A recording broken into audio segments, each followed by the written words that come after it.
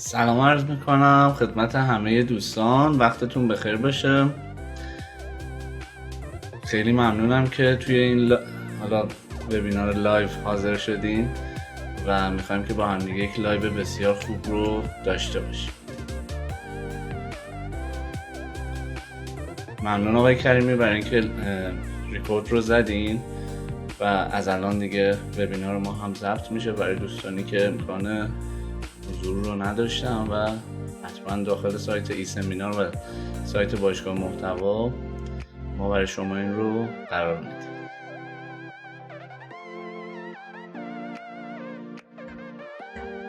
سلام خدمت همگی. خب ساعت 7 هم شد، میتونیم لایومون رو شروع بکنیم. منظورم از همون لایو همون وبیناریه که به صورت زنده برگزار میشه. بچه فقط من یه نکته رو خدمتتون بگم، یعنی 2 تا نکته. حالا قبل از اینکه خودم رو معرفی بکنم و بگم که قراره چه اتفاقی بیفته امشب، یکی اینکه محیط آدوبی کانکت، چیزی که الان ما داخلش هستیم و داریم وبینار رو با هم دیگه پیش میبریم، توی قسمت چت باکسش امکان نوشتن فونت فارسی رو نداره، یعنی یه سری حرفای فارسی اصلا وجود نداره و خیلی بچه‌ها من دارم میبینم که فینگلیش می‌نویسن، دقیقاً مدلش هم اینجوریه، باید فینگلیش نوشته بشه. پس اگه داریم فارسی می‌نویسیم و سوالتون طولانیه و زحمت داریم می‌کشیم فارسی بنویسیم، بعدش این اتفاق میفته که واضح و مشخص نیست. یه سری تکنیکات داره، ولی ما حالا برای اینکه دیگه اذیت نشیم هممون توی قسمت چت باکس میایم فینگلیش تایپ می‌کنیم، من هم جوابتون رو میدم. نکته دوم اینه که اگه موافق باشین همه، حالا سوال هامون رو نگه داریم و پایان وبینارمون حدودا مثلا 1.5 ساعت آخر اونجا بخش پرسش پاسخ داشته باشیم و تمام پرسش هاتون رو من اونجا پاسخ میدم، جواب میدم و اینجوری فکر کنم خیلی بهتر باشه که اختلالی تو طول وبینار به وجود نیاد. پس اگه اون وسط مسطا یه سوالی براتون پیش اومد، لطف کنید سوالتون رو روی برگه یا تو گوشیتون هر جایی که براتون راحته اونجا یادداشت کنید. آخرش میایم چیکار میکنیم؟ تمام اون سوالات رو جواب میدیم. من آیدین داریان هستم، حدوداً 4 سال و نیم میشه که تو حوزه محتوا فعالیت میکنم. کارم رو از کارشناس تولید محتوا، کارشناس محتوا توی شرکت‌های مختلف شروع کردم.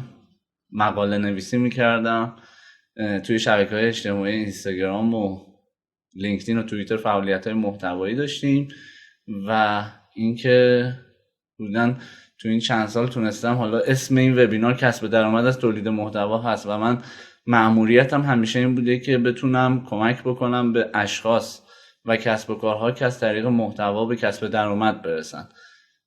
این وبینار بیشتر برای اشخاصه، یعنی کسایی که میخوان به تولید محتوا بپردازن و از اون به کسب درآمد برسن. یعنی یه پروسه‌ایه که میخوایم درباره این موضوع صحبت کنیم، ببینیم چه شیوه هایی داره این درآمدزایی، چه کارهایی میشه کرد، مسیر چه شکلیه، که بیشتر درباره‌اش صحبت میکنیم.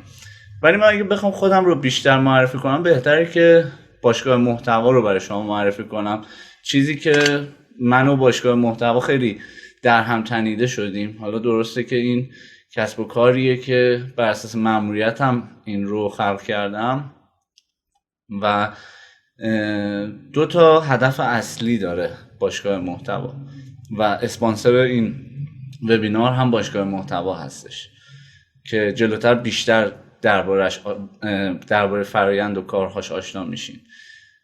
یک پلتفرمی هستش، یک جایی هستش که 2 تا کار انجام میده.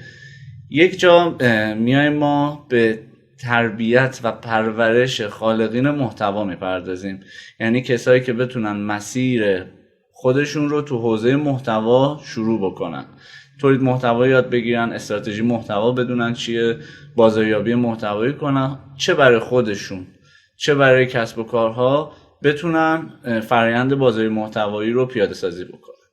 دومین بخش باشگاه محتوا صاحبین محتواست، یعنی کسب و کارهایی که کسب و کارشون میتونه برای محصول یا خدمتی که دارن محتوا تولید بشه و از طریق اون محتوا بتونن به کسب درآمد برسن.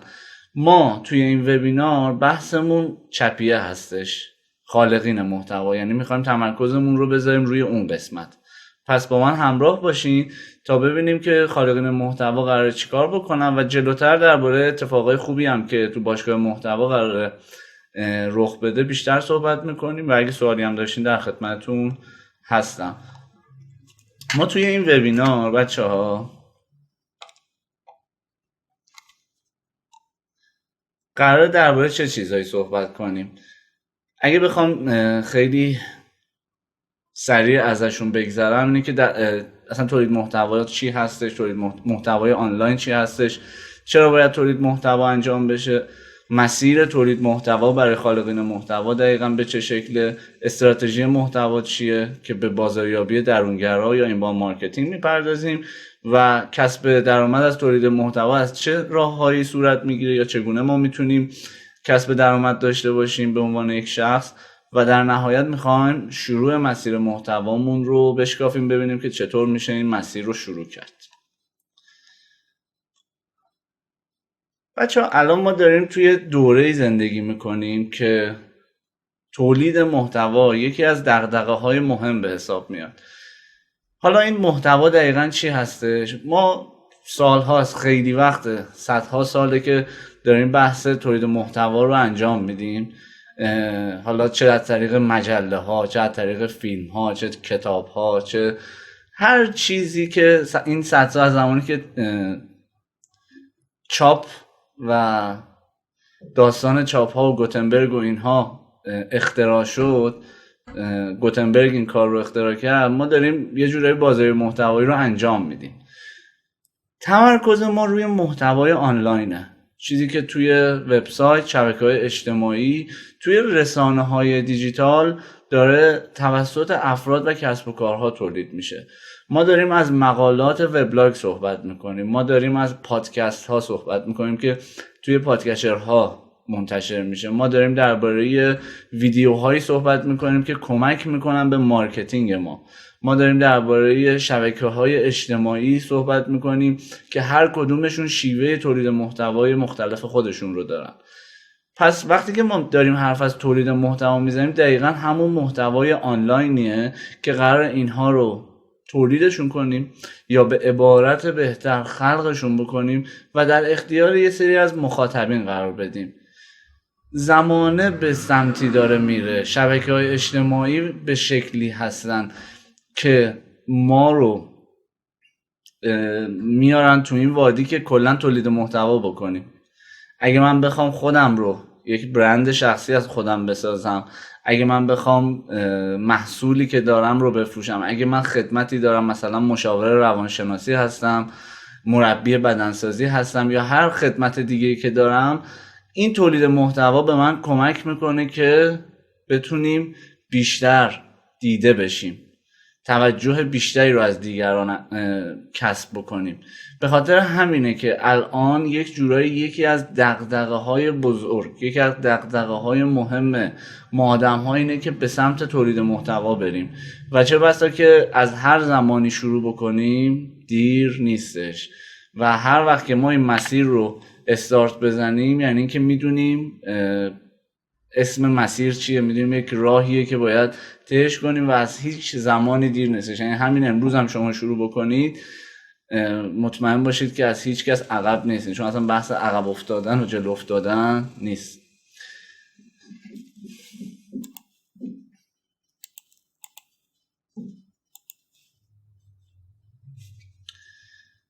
ما میخوایم درباره چیزی صحبت کنیم به نام مسیر تولید محتوا، یا بهتر بگیم مسیر محتوا. یک شخص باید چه مسیری رو طی بکنه؟ خب برای شروع من خودم رو مثال میزنم. حدوداً 6 ساله که من کار تولید محتوا رو انجام میدم. کانال تلگرام دارم، اینستاگرام دارم، وبسایت شخصی داشتم، وبلاگ شخصی داشتم، کارهای مختلف انجام میدادم. اما وقتی که من این کار رو انجام میدادم هیچ آشنایی با کلیت بازاریابی محتوای تولید محتوا اصلا نداشتم، نمیدونستم چیه. یک راهی بود که شروع کرده بودم اما نمیدونستم تهش چیه، دقیقاً باید چیکار کنم.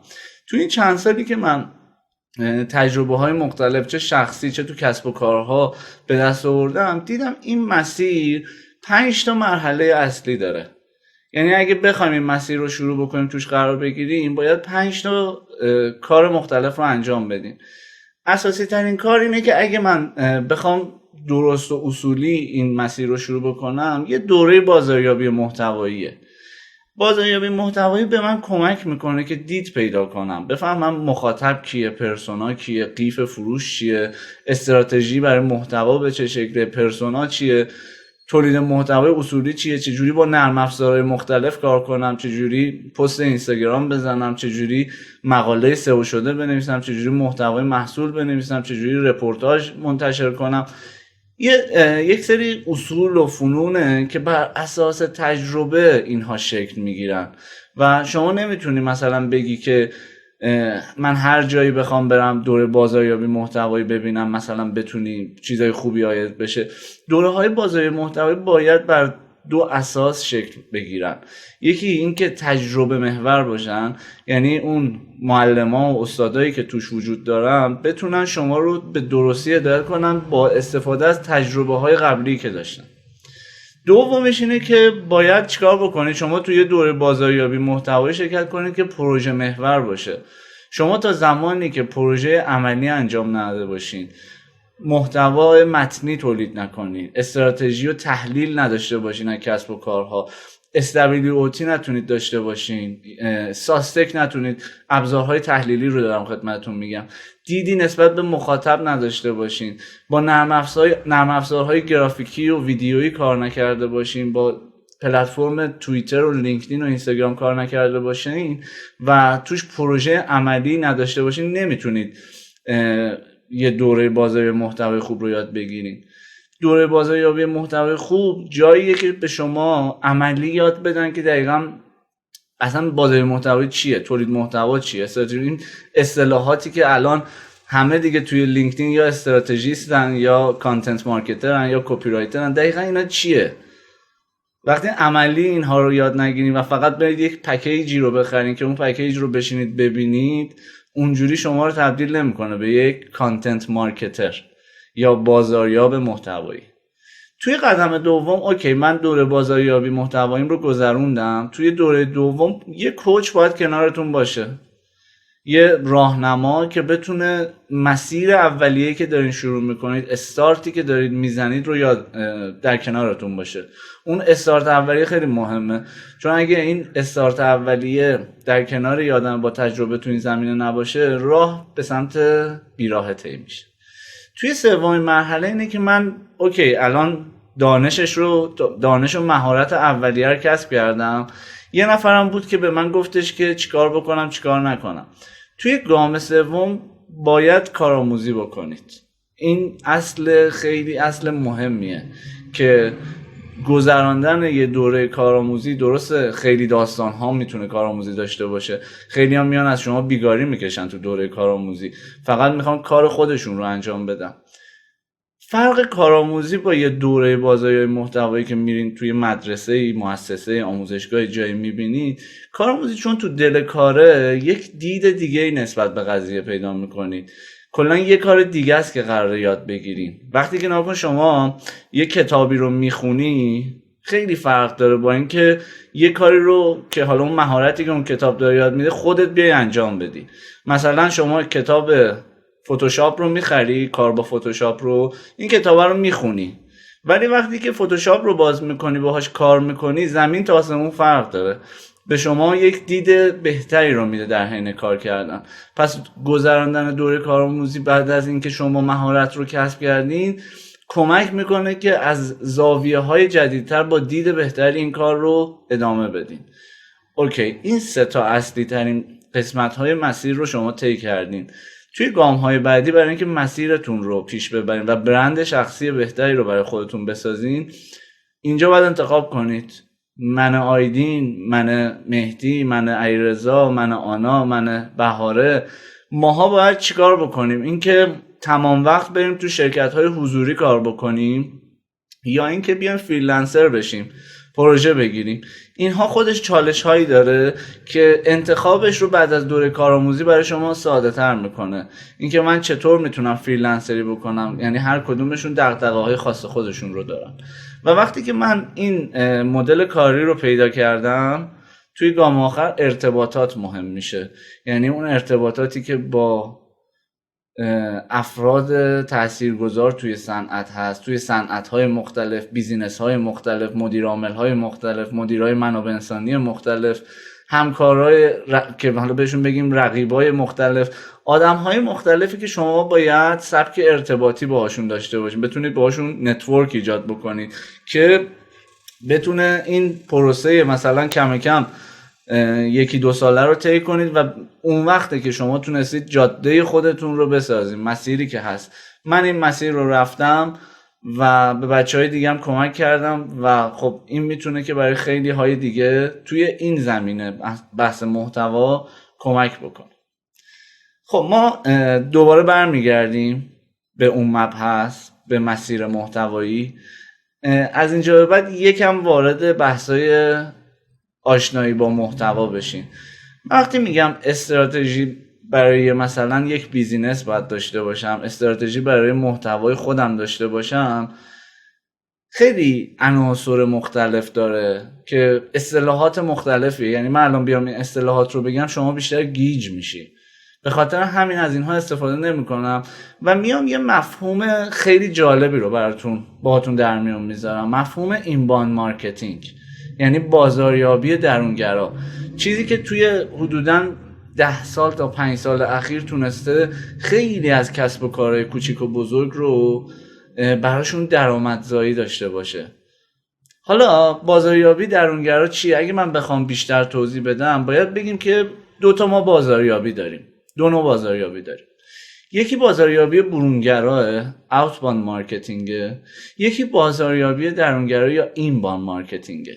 خب وقتی که اوتباند مارکتینگ میکنیم یا اینباند مارکتینگ میکنیم، داریم درباره گفتگو صحبت میکنیم. اگر شروع گفتگو از طرف بیزینس اتفاق بیفته، ما به این میگیم بازاریابی برونگرا. یعنی چی؟ یعنی شما با ماشین مثلا داری توی اتوبان میری، یه بیلبورد میبینی، شما سمت کسب و کار نرفتی، کسب و کار یه پول زیادی داده که اون بیلبورد بیاد بالا، حواس شما رو به خودش جلب کنه. یعنی داره برای اینکه توجه شما رو به سمت خودش بکشونه پول زیادی خرج میکنه. یا مثلا تو تلویزیون دارید نگاه میکنید، جای تلویزیون نشستین دارید تلویزیون نگاه میکنید، وسط برنامه‌ای که دوست دارید یهو 5 دقیقه 10 دقیقه تبلیغات میاد. این گفتگو از طریق اون کسب و کارهایی که اومدن پول دادن حواس شما رو جمع کنن شروع شده. پس ما وقتی اوتباند مارکتینگ میکنیم که پول زیادی خرج شده باشه برای اینکه کسب و کارها بتونن گفتگو رو با مخاطبشون آغاز بکنن. تبلیغات ایمیلی، با این فرض که شماره تلفن‌ها یا ایمیل‌های شما رو رفتن از یک شرکتی خریدن، از شرکت‌های تبلیغاتی، یا همون پیامک هایی که براتون ارسال میشه بدون که شما شناختی نسبت به اون مخاطب داشته باشین، یا همون ایمیل هایی که مس ایمیل مارکتینگ هایی که برای هزاران نفر فرستاده میشه بدون که مخاطبینش هیچ شناختی نسبت به اون کسب و کار یا برند داشته باشن. مدل های دیگه مثل بنرها و پاپ آپ هایی که توی سایت های مختلف میبینید، مثل تبلیغاتی که به عنوان تراکت یا استرابورد یا بیلبورد، توی تبلیغاتی که تو رادیو اتفاق میفته، تو تلویزیون اتفاق میفته، تو اول فیلم‌های سینمایی اتفاق میفته وقتی که تو سینما نشستین، تبلیغاتی که وسط ویدیوهای یوتیوب یهو مشاهده میکنید، تبلیغاتی که مدل‌های مختلف داره، اسپانسرهایی که وسط پادکست‌ها یهو شما میشنوید درباره‌شون یه تبلیغاتی میشنوید. اینها مدل‌هایی هستند که کسب و کارها دارن پول زیادی خرج میکنن تا گفتگو رو شروع بکنن. روبروی بازاریابی برونگرا، بازاریابی درونگرا قرار گرفته. بازاریابی درونگرا رو اگه بخوام دربارش صحبت کنم خیلی، یعنی 4-5 ساعت شاید طول بکشه، انقدر مبحث مهم و شیرینیه. من سعی میکنم اساره و شیرش رو در اختیارتون قرار بدم. دقیقاً برعکس برونگرا میشه زمانی که گفتگو از طرف مخاطب با کسب و کار شروع میشه. یعنی چی؟ شما فرض کنید یه آدمی هستین که میخواین با یه نفر دوست بشین. خودتون تصور کنید اگر بخواین برین با اون آدم مکالمتون رو شروع بکنید، چه فرقی میکنه با این که یه کاری بکنید اون آدم بیاد مکالمه رو با شما شروع بکنه؟ فرقش اعتماده. یعنی اگه شما برین، اون فرد شاید اولش گارد بگیره، طول بکشه، با شما آشنا بشه، خیلی زمان بره که اون اعتماد ایجاد بشه. اما وقتی یه کاری کرده باشین، یه کارایی انجام داده باشین که اون شخص خودش رغبت پیدا کرده باشه که بیاد با شما ارتباط بگیره، این یعنی چی؟ یعنی اون شخص اعتمادش به شما خیلی زیاده. نیاز نبوده که شما خیلی هزینه بکنید، خیلی زمان بذارید، انرژی بذارید که با اون شخص بخواید ارتباط برقرار کنید. بازاریابی درونگرا هم بچه‌ها دقیقاً همین شکله. زمانی که ما یه سری کارا انجام میدیم که آدم‌های غریبه رو تبدیل کنیم به مشتریای خودمون، پس ما داریم درباره متد صحبت میکنیم. متدی که به اینباند معروفه یا اینباند مارکتینگ. این نموداری که مشاهده میکنید یه پروسس، یه فراینده که دقیقاً درباره همون آدم غریبه صحبت میکنه. یه غریبه‌ای هستش که هیچ شناختی نسبت به کسب و کار ما نداره. ما چه کارهایی میتونیم انجام بدیم که این شخص در نهایت تبدیل بشه به هوادار ما یا به وکیل مدافع برند ما، کسی که وقتی ما نیستیم بیاد از ما دفاع بکنه، حالا برای کسب و کار ما یا برای شخص ما. اصل داستان دقیقاً همینه بچه‌ها. ما به این متد میگیم متد درونگرا. اصاره سوخت اصلی این متد دقیقاً محتواست، دقیقاً تولید محتواست. چرا؟ پس با من همراه باشید تا من کامل این رو براتون تشریحش کنم. یه آدم غریبه رو تصور کنید که یک مشکلی داره، یک نیازی داره یا یک دغدغه‌ای داره. میاد تو اینترنت سرچ میکنه یا میاد تو شبکه‌های اجتماعی یه چیزی رو که دنبالشه سرچ میکنه، حالا چه محصول چه خدمت. مثلا اگه بخوام واضح‌تر بگم، یه آقا دامادی که قرار داماد بشه برای عروسیش نیاز به یه دونه کراوات مثلا خوب داره، یه رنگ خاص، مثلا کراوات سبز میخواد. خودم رو مثال میزنم، دقیقاً اتفاقی که برای خودم افتاده بود. میام کراوات سبز یا خرید کراوات سبز رو توی گوگل سرچ میکنم یا هشتگش رو توی اینستاگرام میگردم که پیدا بکنم و با یک سری پیج ها یا سایت ها روبرو میشم. این میشه توی این پروسه، این میشه مرحله اول. چیزی که من از با وبلاگ های آشنا میشم، با شبکه های اجتماعی آشنا میشم، با کلمات کلیدی روبرو میشم که من رو به یک کسب و کار لینک میکنه و من شروع میکنم به دیدن اون پیج، شروع میکنم به خوندن اون وبلاگ یا اون مقاله هایی که تو وبلاگش هست و مرحله اول من جذب اون بیزینس میشم، تبدیل میشم به یک مخاطب. اوکی، این گام اول رفته شد. توی گام بعدی من مخاطب قرار تبدیل بشم. ما تو دیجیتال مارکتینگ میگیم کانورت، یعنی مخاطب تبدیل بشه به یک سرنخ، به یک مشتری راغب، یا به انگلیسی لید. لید یعنی سرنخ یا مشتری راغب. یعنی چیکار بکنم؟ یک سری چیزها وجود داشته باشه که آیدین بیاد شماره تماسش رو یا ایمیلش رو یا یک سری از اطلاعات شخصیش رو که خودش میخواد برای اون کسب و کار قرار بده. مثلا شما آیدین داره اون سایت کراوات سبز رو میبینه، آخرش میگه مثلا شما بیا این فرم رو پر کن، شماره‌ات رو قرار بده، بچه‌های واحد پشتیبانی با شما تماس میگیرن که شما بیا این کراوات رو بخری. ما به اینا میگیم کال تو اکشن، فراخوان عمل. چیزی که شما تو سایت ها خیلی زیاد میبینید. یا تو همون پیج اینستاگرام ممکنه چیکار بکنه؟ میگه برای خرید مثلا برید تو استوری فلان یا برید توی لینک بیو یا بایو، اونجا رو لینک کلیک کنید، مثلا برید تو صفحه فرود، اونجا خریدتون رو نهایی بکنید. یک جورایی آیدین داره چی میشه؟ از یک مخاطبی که تا دیروز داشته نگاه میکرده و فقط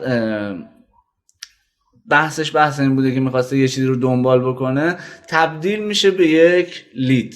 یعنی شماره تماسش رو میذاره یا ایمیلش رو میده، یه راه ارتباطی با اون کسب و کار ایجاد میکنه. توی گام سوم، گام صمیمیت، مهمترین گام، کسب و کارها میان از لیدهایی که جمع آوری میکنن، حالا چه شماره تماس چه ایمیل، میان از اینها چیکار میکنن؟ استفاده میکنن و با استفاده از باشگاه مشتریانشون، با استفاده از لیست ایمیل ها یا ارسال ایمیل های هفتگی، ماهانه، کاری میکنن که یا پیامک هایی که براشون ارسال میشه، تخفیف هایی که میدن با باشگاه های مشتریان، بازی هایی که میکنن، آفر هایی که میدن، شوق هایی که برای اون مخاطب ایجاد میکنن، اونها رو تبدیلشون میکنن به مشتری. این مشتریان بالقوه و راغب رو کاری میکنن که بیاد برای اون محصول یا خدمتشون پول بده. پس چرا اینجا دیگه تموم نشد؟ چرا فاز سوم دیگه اینجا تموم نمیشه؟ ما 4 مرحله داریم. بله بچه‌ها، خیلی کسب و کارها متاسفانه یا اشخاص متاسفانه فکر میکنن که این مرحله آخره، ولی مرحله آخر چیزیه که توی مشتری که یک بار از شما خرید کرده قراره شوق ایجاد بکنه، با استفاده از تکنیک ها، با استفاده از پست هایی که توی شبکه‌های اجتماعی مختلف قرار میدیم و اون شخص به عنوان مشتری شما رو دنبال میکنه، به عنوان تخفیف های بعدی که بهش میدین، به عنوان هدایایی که بهش میدین، با کیر کردن مشتری یا مراقبت از مشتری، ایمیل هایی که براش میفرستین، آموزش هایی که بهش میدین، این شوق ایجاد میشه که اون شخص تبدیل بشه به هوادار شما. همون وکیل مدافعی که دربارش صحبت کردم، این وکیل مدافع چیکار میکنه؟ بعدها خریدش رو از شما تکرار میکنه و اگر کسی رو ببینه که دوست داره از شما دوست داره که مثلا یا نیاز داره که محصول یا خدمتی که شما دارید رو بخره، میاد به اونها شما رو معرفی میکنه. پس چی شد؟ یه غریبه بود، این جذب شد، تبدیل شد به مخاطب، این مخاطب تبدیل شد به مشتری راغب یا لید، این لید تبدیل شد به مشتری و این مشتری در نهایت مشتری شد که دوباره از شما خرید کنه و بارها خریدش رو تکرار بکنه یا به دیگران معرفی بکنه. توی تک تک این مرحله ها بچه‌ها تولید محتوا حرف اصلی رو میزنه. یعنی بحث بازاریابی درونگرا و بازاریابی محتوا که تولید و انتشار و توزیع محتوا تو دل بازاریابی محتوا هستش، این دوتا قشنگ به همدیگه تنیدن. همونجور که من و باشگاه محتوا با همدیگه گره خوردیم، این دوتا داستان هم قشنگ به همدیگه گره خوردن و شما میبینید که برای هر کدوم از این مرحله ها باید محتوای منحصر به فرد خودش رو تولید کنید، چه برای وبسایتتون، چه برای شبکه‌های اجتماعیتون، چه برای هر رسانه دیگه‌ای که قراره این کار رو انجام بدید. خب تا اینجا یکم حرف زدیم، یکم درباره متد اینباند مارکتینگ صحبت کردیم. من الان 2 مثال عینی میزنم که شما با این قضیه آشنا بشید. به فرض یه نفر میاد، این پروژه‌ایه که ما توی باشگاه محتوا انجام دادیم، یه کسب و کاری بود به نام برقیار که اومده بود چیکار کرده بود؟ خدمات برقی یا خدمات دیگه، کلی خدمت برقی داشتش، تاسیسات برقی، چیزهای مختلف. اینها رو از طریق سایتش میخواست تولید محتوا کنه و از محتوا به دید یکی از کانال‌های بازاریابی ازش استفاده بکنه. ما اومدیم بخش وبلاگش و محتوای متنی خدماتش رو براش انجام دادیم. دقیقاً اینباند مارکتینگی که من میتونم به شما بگم رو الان من تو این مثال محتوای وبسایتش به شما نشون میدم. اومدیم ما یه مقاله براشون نوشتیم با مفهوم یا موضوع ارزیابی و تعمیر ژنراتور برق به زبان ساده. یه مقاله آموزشی، کاربردی، کارآمد، داستان سرایی شده، به اضافه اینکه سئو محتواش هم انجام شده. حالا سئو محتوا چیز عجیب غریبی نیست، یعنی با استفاده از کیورد هایی که ما توی مقاله میذاریم به گوگل کمک میکنه که ما رو بیاره تو رنک های اول و خب اون بحث سئو خیلی داستان گسترده ایه. ما توی وقتی که شما الان بیای تعمیر ژنراتور برق رو توی گوگل سرچ بکنی، اولین وبسایتی که میبینید برقیاره، روش کلیک میکنید. دوست دارین که آقا مثلا حالا شرکت هستین، چون اکثر ژنراتور برقا بی تو بی ان، بعضی وقتا هم مثلا برای ساختمونا هم هستن که بی تو سی هم محسوب میشن. شما همچین مشکلی داری، میای این رو سرچ میکنی، با یک مقاله آشنا میشی، میای مقاله رو میخونی، احتمالاً برای شما این داستان اتفاق افتاده. آخرش چی میشه؟ میبینید که یک کال تو اکشن وجود داره یا همون فراخوان عمل که اینجا گفته مثلا اگر مشکل ژنراتور برق دارین، اگر نیاز به تعمیر دارین، این شماره تماس ماه، میتونید با ما تماس بگیرید مستقیم، یا اینکه میتونید اینجا روی دکمه درخواست خدمت کلیک کنید، اطلاعات خودتون رو قرار بدین و واحد پشتیبانی ما سریع میاد با شما تماس میگیره. نگاه کنید چی شد. یه نفر سرچ کرد، نیاز داشت، دغدغه داشت، با یه محتوای آموزشی روبرو شد، ایجاد اعتماد. اولا که ارتباط از طریق اون شخص با بیزینس شروع شده، پس اینباند مارکتینگ. اون غریبه تبدیل شد به مخاطب آخرش با یه کال تو اکشن روبرو شد، فرم رو پر کرد، تبدیل شد به لید یا مشتری راغب. و بعدا ما میتونیم از طریق پشتیبانیمون، باشگاه مشتریانمون، CRMی که داریم، از با این شخص تماس بگیریم یا براش SMS بفرستیم که شما مثلا کجایی، چجوری ما میتونیم به شما خدمات بدیم، و اون شخص میاد هزینه میکنه برای اینکه ژنراتورش سالم باشه. این دقیقاً فرآیندیه که ما میتونیم برای وبسایتمون ببینیم. و حالا این اینباند مارکتینگ فقط طریق وبلاگ نیستش، ولی من دارم یه مثالی میزنم که این قضیه برای شما مشهود بشه. یا مثلا یکی از پست‌های اینستاگرام من که من میخوام یه مثلا وبینار برگزار کنم در زمینه رپورتاج آگهی. اینکه آقا مثلا اشخاصی که تو حوزه بازاریابی محتوایی و SEO دارن کار میکنن، شاید براشون مهم باشه که برای کسب و کارهای خودشون یا دیگران بیان ریپورتاج برن که حالا یه سری منفعت ها میتونه داشته باشه. ولی من نمیام که همینجوری بیام بگم که من وبینار دارم و پست دربارش درست کنم و آدم ها بیان ثبت نام کنن. ما میایم از طریق بازاریابی محتوایی و بازاریابی درونگرا اقدام میکنیم. من میام یه مطلب آموزشی قرار میدم، میگم 2 دلیل حیاتی برای انتشار ریپورتاج آگهی. یه پست اسلایدی تو اینستاگرامم تولید میکنم. بعد توی کپشنش میگم که آخرش هم میگم که آقا همچین وبیناری هست، یعنی یک افرادی که همچین نیازی داشتن میان میبینن کپشن رو میخونن، میگن که همچین وبیناری هم وجود داره، این تاریخ قرار برگزار بشه و لینکش هم مثلا توی قسمت بیو یا بایو پیج اینستاگرام هم هستش. آدما میتونن بیان چیکار بکنن؟ از طریق ای سمینار که حالا این وبینار توی ای سمینار برگزار شده بود قبلا، ثبت نام کنن و توی وبینار شرکت کنن.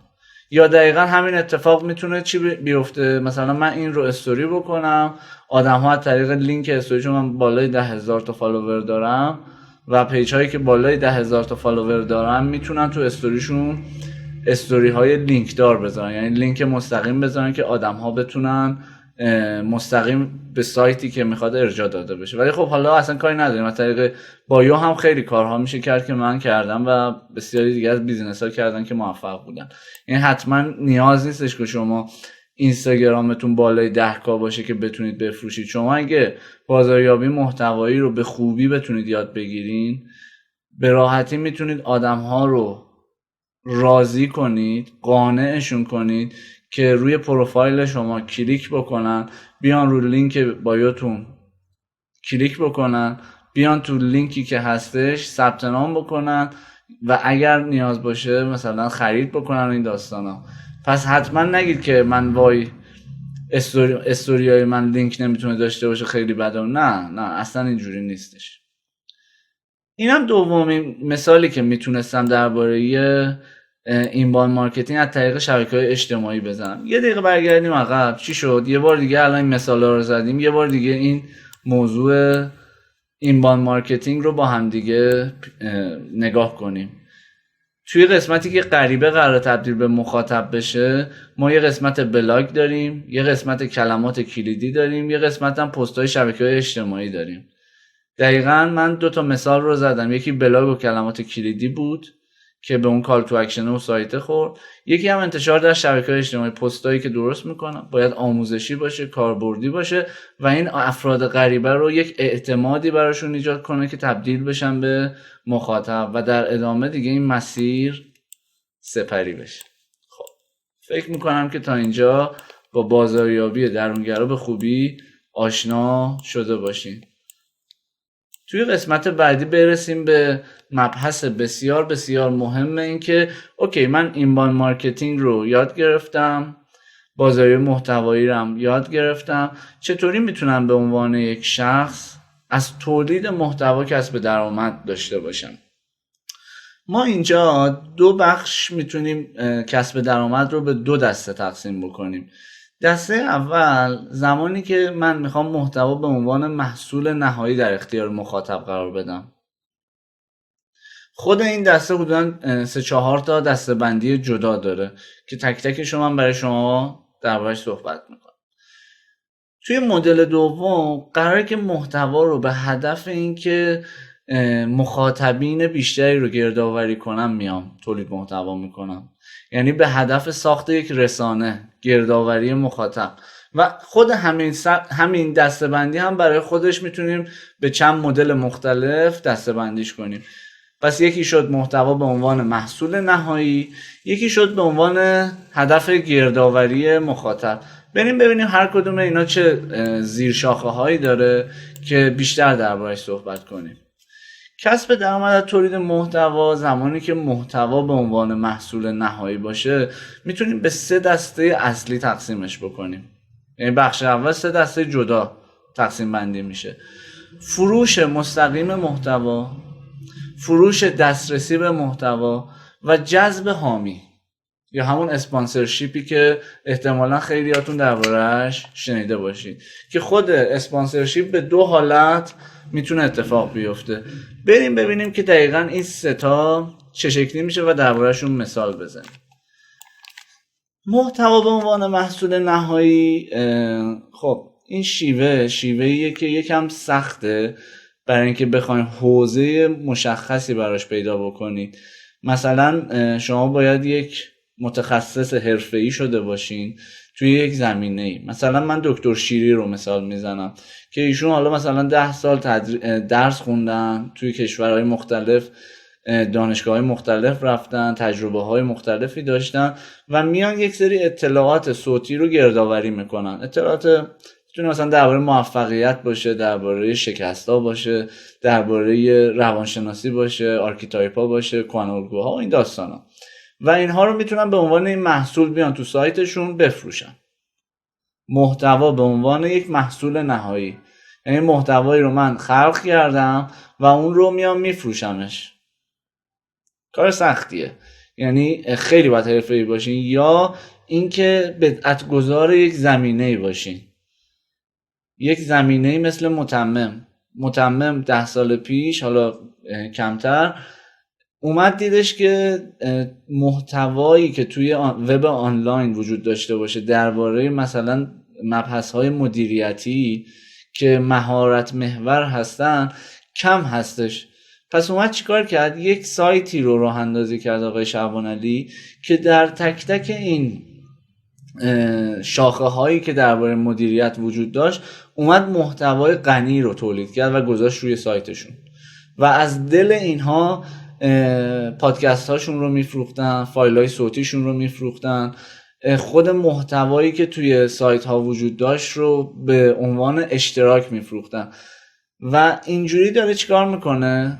سایت متمم محتوا رو به عنوان محصول نهایی داره به مخاطب میفروشه و از اون کسب درآمد داره.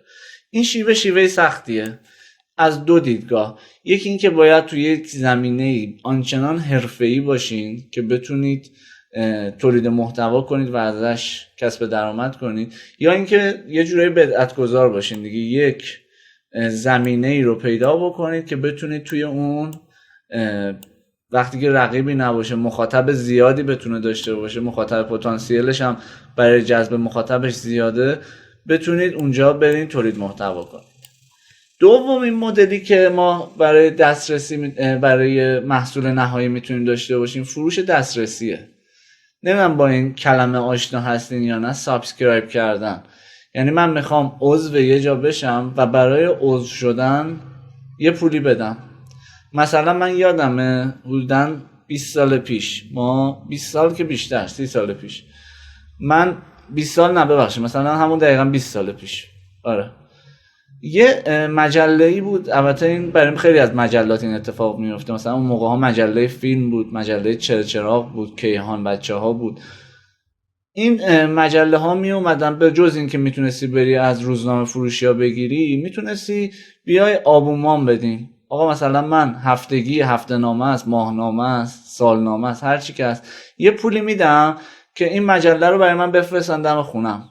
حالا یه پولی کمترم از اون دکه با من حساب میکردم، ولی مثلا 10 تا رو با من حساب میکردم. شیوه های مختلف قیمت گذاری داشت. توی فروش دسترسی به محتوای آنلاین هم دقیقا همین شکلیه. شما مثلا چیکار میکنی؟ اگه توی سایت نوار رفته باشین، میبینید که یه سری کتاب‌های صوتی اونجا وجود داره، پادکست‌ها، کتاب‌های صوتی کوتاه، بلند، رمان‌ها، کتاب‌های آموزشی، انگیزشی، چیزهای مختلف که تبدیل به فایل‌های صوتی شده. شما میتونید از طریق خود اپلیکیشن نوار اونها رو بخری و گوش بدی. یه مدلی از این که شما بتونی مثلا به کتاب‌های صوتی نوار دسترسی داشته باشی اینه که شما ماهانه یا 6 ماه یا 1 ساله میای یه پولی رو پرداخت میکنی که چی بشه؟ شما بتونی اشتراک بخری، سابسکرایب بکنی و در قبال اون سابسکرایب یه پولی میدی. دقیقا مثل همون مجله آبونمانه که تو بچگی میگرفتیم و به ازای هر ماه یه پولی بهشون میدیم و این هم میشه یک مدلی از کسب درآمد از محتوا. یعنی یک پلتفرمی هستش، من میتونم اونجا کتاب‌های الکترونیک قرار بدم، کتاب‌های صوتی قرار بدم، پادکست قرار بدم، محتواهای ویدیویی قرار بدم. جایی وجود داشته باشه که آدم‌ها برای اینکه بیان مثلا 1 ماه، 2 ماه، 3 ماه توی سایت من حضور داشته باشن و از محتواها استفاده کنن، من میام آبونمانش رو میفروشم، سابسکرایب شدن اونها رو ازشون براشون پول میگیرم. نوارم یکی از این مدل هاییه که دقیقاً از این شیوه داره کسب درآمد میکنه.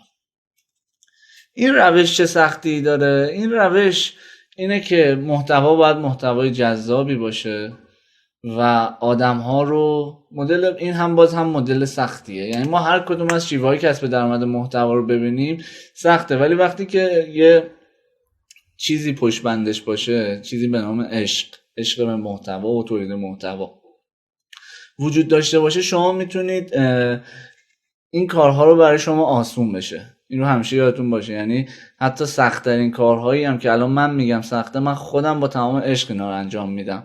درسته خیلی زمان بره، ولی وقتی من اصولش رو بدونم، شیوه هاش رو بدونم چطوری میتونم مثلا فایل صوتی بسازم، چطوری ویدیو بسازم، چطوری پست تصویری ایجاد کنم، چطوری مقاله های وبلاگ بنویسم، چطوری کتاب الکترونیک ایجاد کنم، چطوری PDF بسازم، پاورپوینت ایجاد کنم، هر چیزی از محتوایی که توی آنلاین وجود داره و یه کاری بکنم که اون محتوای ارزشمندی باشه که آدم‌ها بیان در قبالش پول بدن.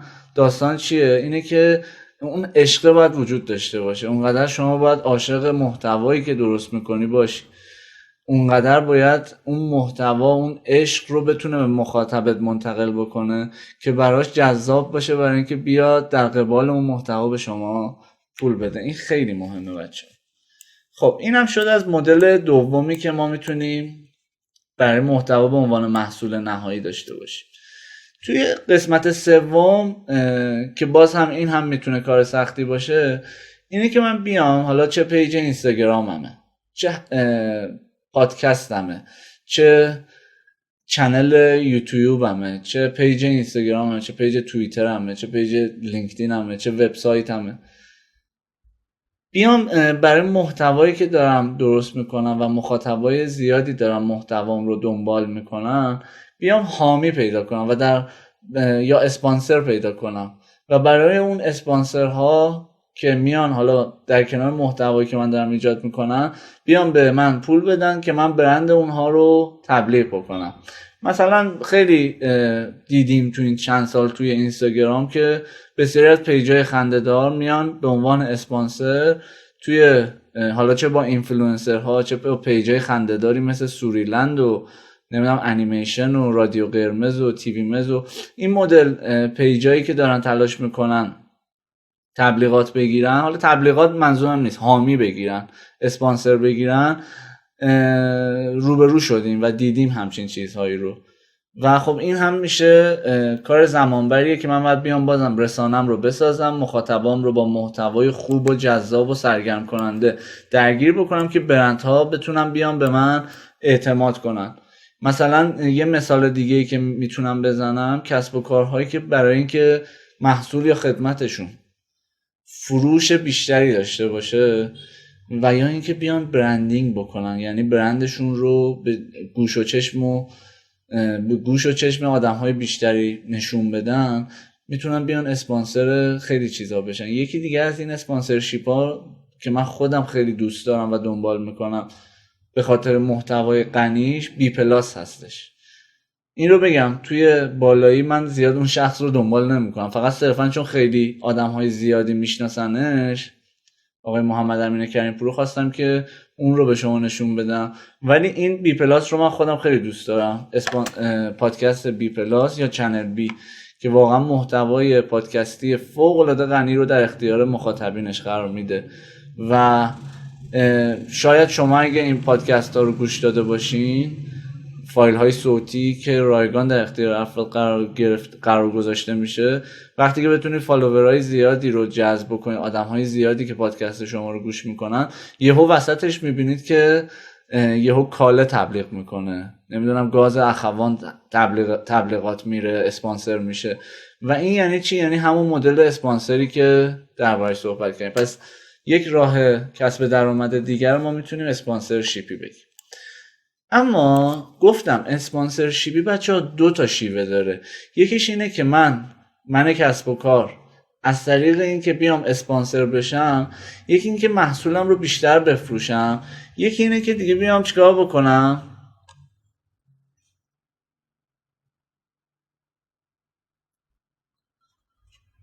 بچه‌ها ببخشید من الان سوالاتتون رو الان دیدم. اول جلسه گفتم که سوالامون رو بذاریم آخر جلسه، یه رو 20 دقیقه اختصاص میدیم بهش، همشون رو جواب میدم. یعنی من هیچ سوالی رو بی جواب نخواهم گذاشت، خیالتون راحت باشه. آقای فراهانی عزیز ممنونم ازتون. یه مدلش هم اینه که چیکار بکنم، من بیام دونیت بکنم. یعنی چی؟ یعنی مثلا من یه پیج اینستاگرامم که دارم، من آیدین داریان، دارم درباره تولید محتوا به مخاطبین خودم یه چیزی آموزش میدم که چطور میتونن تولید محتوایی با کیفیت تر داشته باشه و هیچ کسب درآمدی هم ندارم، تبلیغاتی هم از برندها نمیگیرم. میگم که بچه‌ها شما که دارین، اگه واقعا محتوای من برای شما خوبه، بیایید برای من دونیت کنید. یعنی من یه شماره حساب میدم، اصلا هم اجباری نیستش و شما میتونی اگه دوست داری قلباً من رو حمایت کرده باشی، مثلا یه هزینه کم 10 تومن 20 تومن 50 تومن دونیت کنید. یه مدل کسب درآمد از محتوا میشه که این هم یه جورایی زیر شاخه اسپانسرینگه و میتونه کمک بکنه. بچه‌هایی که صدا قطع و وصل میشه احتمالاً از وای فایشون باشه، اینترنتشون باشه، چون من الان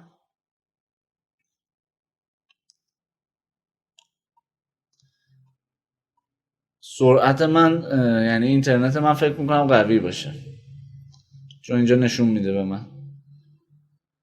و اگه مثلا مشکل داشته باشه فکر کنم آقای پشتیبان، آقای کریمی به ما بگن. آها خانوم هوشمند میگن صدا خوبه، مرسی. پس احتمال بچه‌هایی که صدا براشون قطع میشه مشکل از اینترنتشونه.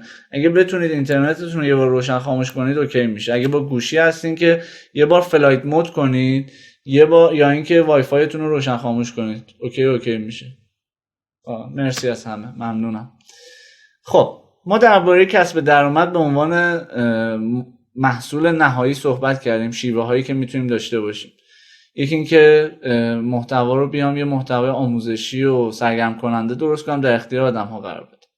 یکی دیگه این شدش که چیکار بکنم، بیام حامی جذب کنم. خود حامی شدن 2 مدل بود. یکی این که بیام برای فروش و برندینگ کسب و کارها مثلا اقدام کنم، باشون همکاری کنم.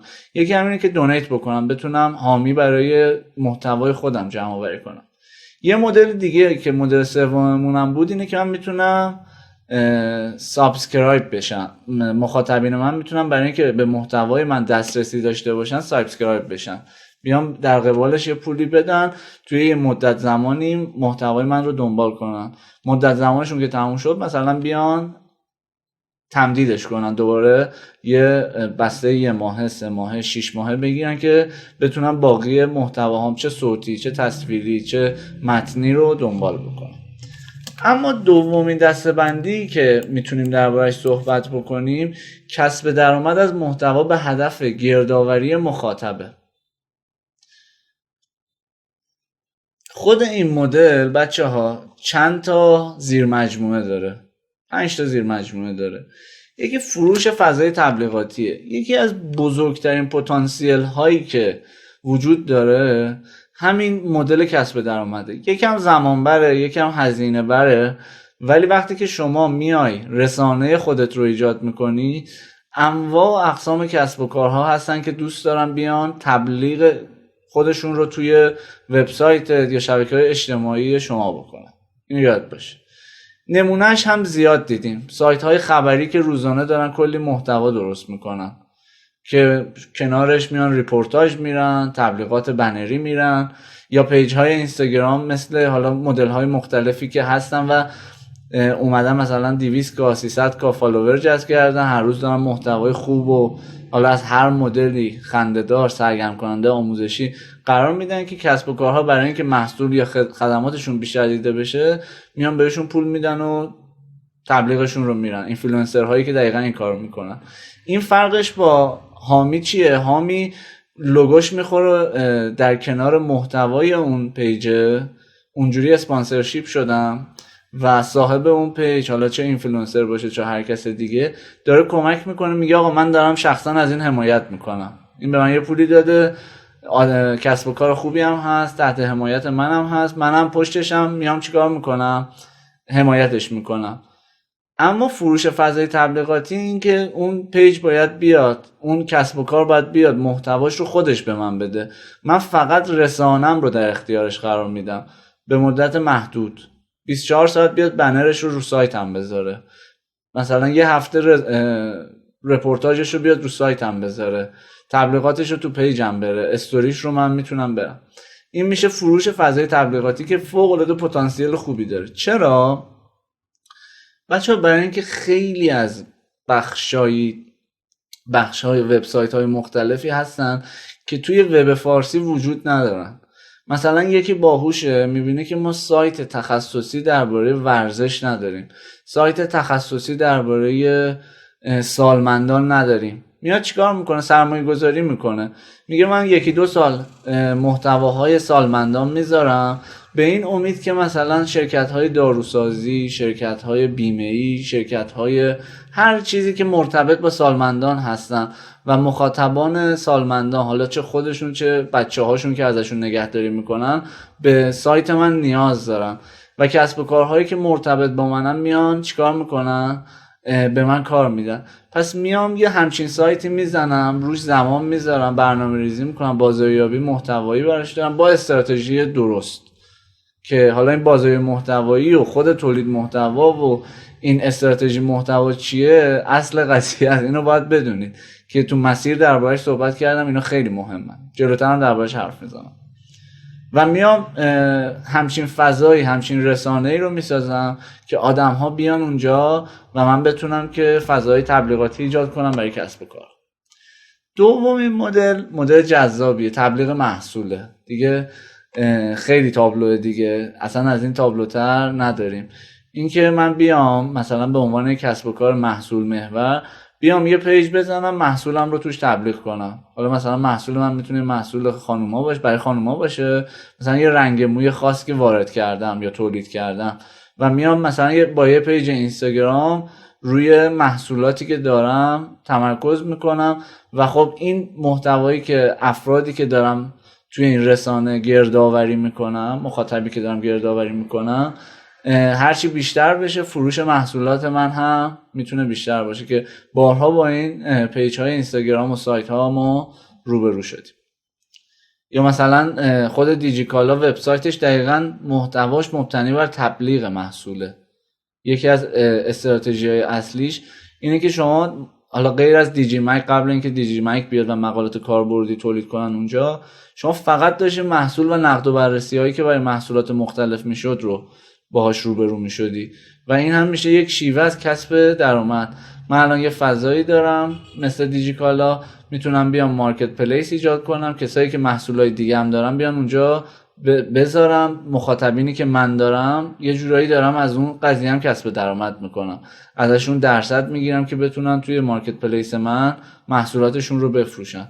پس اینم میشه یه شیوهی که من میتونم با یک رسانه قوی، با یک سایت قوی، پیج قوی ازش کسب درآمد کنم. دومین مدل چیه؟ سومین مدل توی این دسته‌بندی چیه؟ بازاریابی مشارکتی یا افیلیت مارکتینگ. من میام یه کانال تلگرام میزنم مثلا عمومی، توی دسته‌بندی عمومی یه سگمنت خاصی دارم، یه سری مخاطبین دسته‌بندی شده خاص دارم و مثلا ورزشی، مثلا مطالب ورزشی قرار میدم و میام با یک سری از کسب و کارهایی که افیلیت مارکتینگ میکنن، یعنی به ازای فروش تبلیغ محصولات و اینکه اگه من بتونم محصولاتشون رو توی کانال تلگرامم مثلا بفروشم، یه درصدی رو از اون برمیدارم.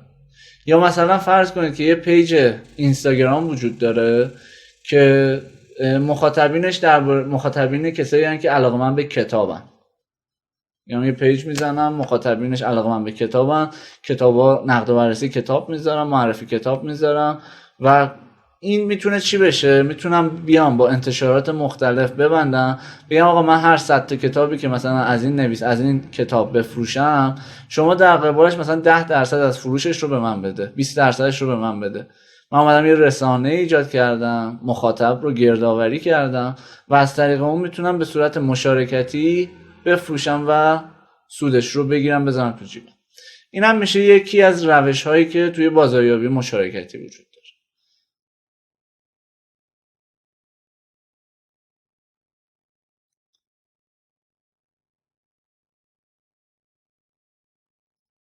آقای علیزاده کلا انگلیسی نوشت. What kind of related softwares or skills should be learned؟ آره ببین آقای علیزاده، من الان این بحث اینجا رو، این اسلاید تموم بشه بهتون یه 2 دقیقه 5 دقیقه استراحت بدم، بریم بیاین اصلا اصلش همین اسکیلاییه که سافتوراییه که باید یاد بگیریم دربارش صحبت کنیم. چون اصلا شروع مسیر چیه؟ من چطور میتونم مسیر رو شروع کنم که این شیوه هایی که دربارش صحبت کردیم به کسب درآمد برسم؟ به نظر من بهترین سوالی بود که هدفمندترین سوالی بودش که تا اینجا مطرح شد. ولی خب سوالامون رو قراره که آخر سر بپرسیم. چهارمین شیوهی که توی این دسته‌بندی قرار میگیره، خانم شکراللهی فکر کنم 7:30 تموم بشه، بعدش پرسش و پاسخ خواهیم داشت، شاید هم زودتر. آقای فرهانی بازاریابی مشارکتی رو درست متوجه نشدم. ببینید بازاریابی مشارکتی، افیلیت مارکتینگ، یک نوع از بازاریابیه. من مثلا یه محصولی دارم، من کسب و کارم، خب یه محصولی دارم، انتشارات کتاب تولید میکنم، کتابای مختلف. خب مثلا میتونم بیام به یه پیج اینستاگرام که مخاطبین کتاب دوست زیادی داره، بیام بگم که آقا شما 100 تا کتاب من رو بفروش، به ازای هر فروشی که داری یه درصدی رو به تو اختصاص میدم. یعنی اگه من متوجه بشم که این خریدارا از سمت تو اومدن، من 30% به تو از سودم میدم. مثلا اگه این 100 تا رو 5 میلیون تومان بشه، ببخشید 5 میلیون تومان بشه، اگه این 5 میلیون تومان رو بفروشی، من 10% 20%ش رو به تو میدم از سودم. به این میگم مشارکت در سود. خود وبینار بچه‌ها تا 7:30 اشتباه گفتم، خود وبینار تا 9، ما تا 8:30 بحث آموزشیم رو تموم میکنیم، میریم تو بحث پرسش و پاسخ. خانم شکراللهی و آقای جعفری هم که بچه‌های باشگاه محتوان و جای خود دارن. آره من تایم اشتباه گفتم، همیشه بین 7 تا 8 درگیرم. خب بچه‌ها بذارین 2 تا مدل آخرم بگم. گردآوری و تحلیل اطلاعات مخاطبان یکی از سخت‌ترین شیوه ها ولی پرسودترین شیوه ها. این 2 تای آخری رو من زیاد توصیه نمی‌کنم چون اصلا اهل همچین چیزایی نیستم، ولی خب باید درباره‌شون صحبت کنم دیگه، چون شیوه‌های کسب درآمدن. خیلی از شرکت‌ها هستن که میان مخاطباشون رو از طریق سایت ها و پلتفرم ها و هوش‌های مصنوعی و الگوریتم های مختلف ازشون دیتا کسب میکنن، تحلیلشون میکنن و به بیزینس های مختلف میفروشن. یعنی یکی از شیوه ها همینه، اصلا بیشتر هم وارد بحث نمیشه. آخرین مدل هم که بازم برای من اخلاقی نیستش، فلیپ کردنه. یعنی معامله مخاطب. من میام یه سایتی میزنم، کلی مخاطب جذب میکنه، کلی ورودی داره، ترافیک داره و این رو میام به یک بیزینس مرتبط میفروشم. بعدا میبینیم که اصلا بعد مثلا چند سال اون سایت کلا تغییر کرده ولی مرتبطه. مثلا یه سایتی هست، مثلا من همیشه میزنم یه کلمه انگلیسی رو بلد نیستم، میزنم معنی فلان کلمه انگلیسی، مثلا معنی بوک مثلا، و اولین سایت هایی که میاد مثلا واژه یاب میاد. این سایت اومده چند سال روش کار کرده، یه دیکشنری آنلاین ایجاد کرده و کلی ورودی داره و کلی مخاطب داره و کلی کار کرده، بازاریابی کرده که رسیده به یه سایت خیلی خوب. مثلا منی که برند سفیرم، مثلا میام چیکار میکنم؟ این سایت رو میخرم. چیکار میکنم؟ میام مثلا اون سایت رو در کنار این که چیز داره، واژه یاب هستش و معانی کلمات انگلیسی رو به عنوان دیکشنری نشون میده، میام محصول و خدمات خودم هم در کنارش پروموت میکنم. یه مدل دیگه که فلیپ کردن وجود داره، مثلا پیجای اینستاگرامه. حالا با 1000 تا کلک و دوز میان عکس خانوم و نمیدونم عکسای لختی و این حرفا، فیلمای مستحجم میان، مثلا یه پیجی رو میارم بالا با کلک های مختلف و مثلا پیجی که به 100,000 نفر رسید، به 10,000 نفر رسید، فلیپش میکنن دیگه. این پیج رو کلا عکساشو پاک میکنن، میفروشنش به بیزینس هایی که میخوان مثلا یه شبه راه 100 ساله رو برن. این دوتا از نظر اخلاقی اصلا خوب نیست. خود فلیپ کردن مثلا تو اینستاگرام هم حتی قدغنه، یعنی فوربیدنه. توی قوانینش اگه بخونی فلیپ کردن جزو خطراتیه که اگه خود اینستاگرام بفهمه کلا تار و پود اون پیج رو یکسان میکنه، ولی باز هم نمیفهمه، یعنی هیچ جوره نمیتونه متوجه این قضیه بشه که کسی فلیپ کرده، فقط همینجوری گفته که این اصلا خوب نیستش. خب بچه های عزیز، الان ساعت 8، 5 دقیقه استراحت کنید، برگردیم که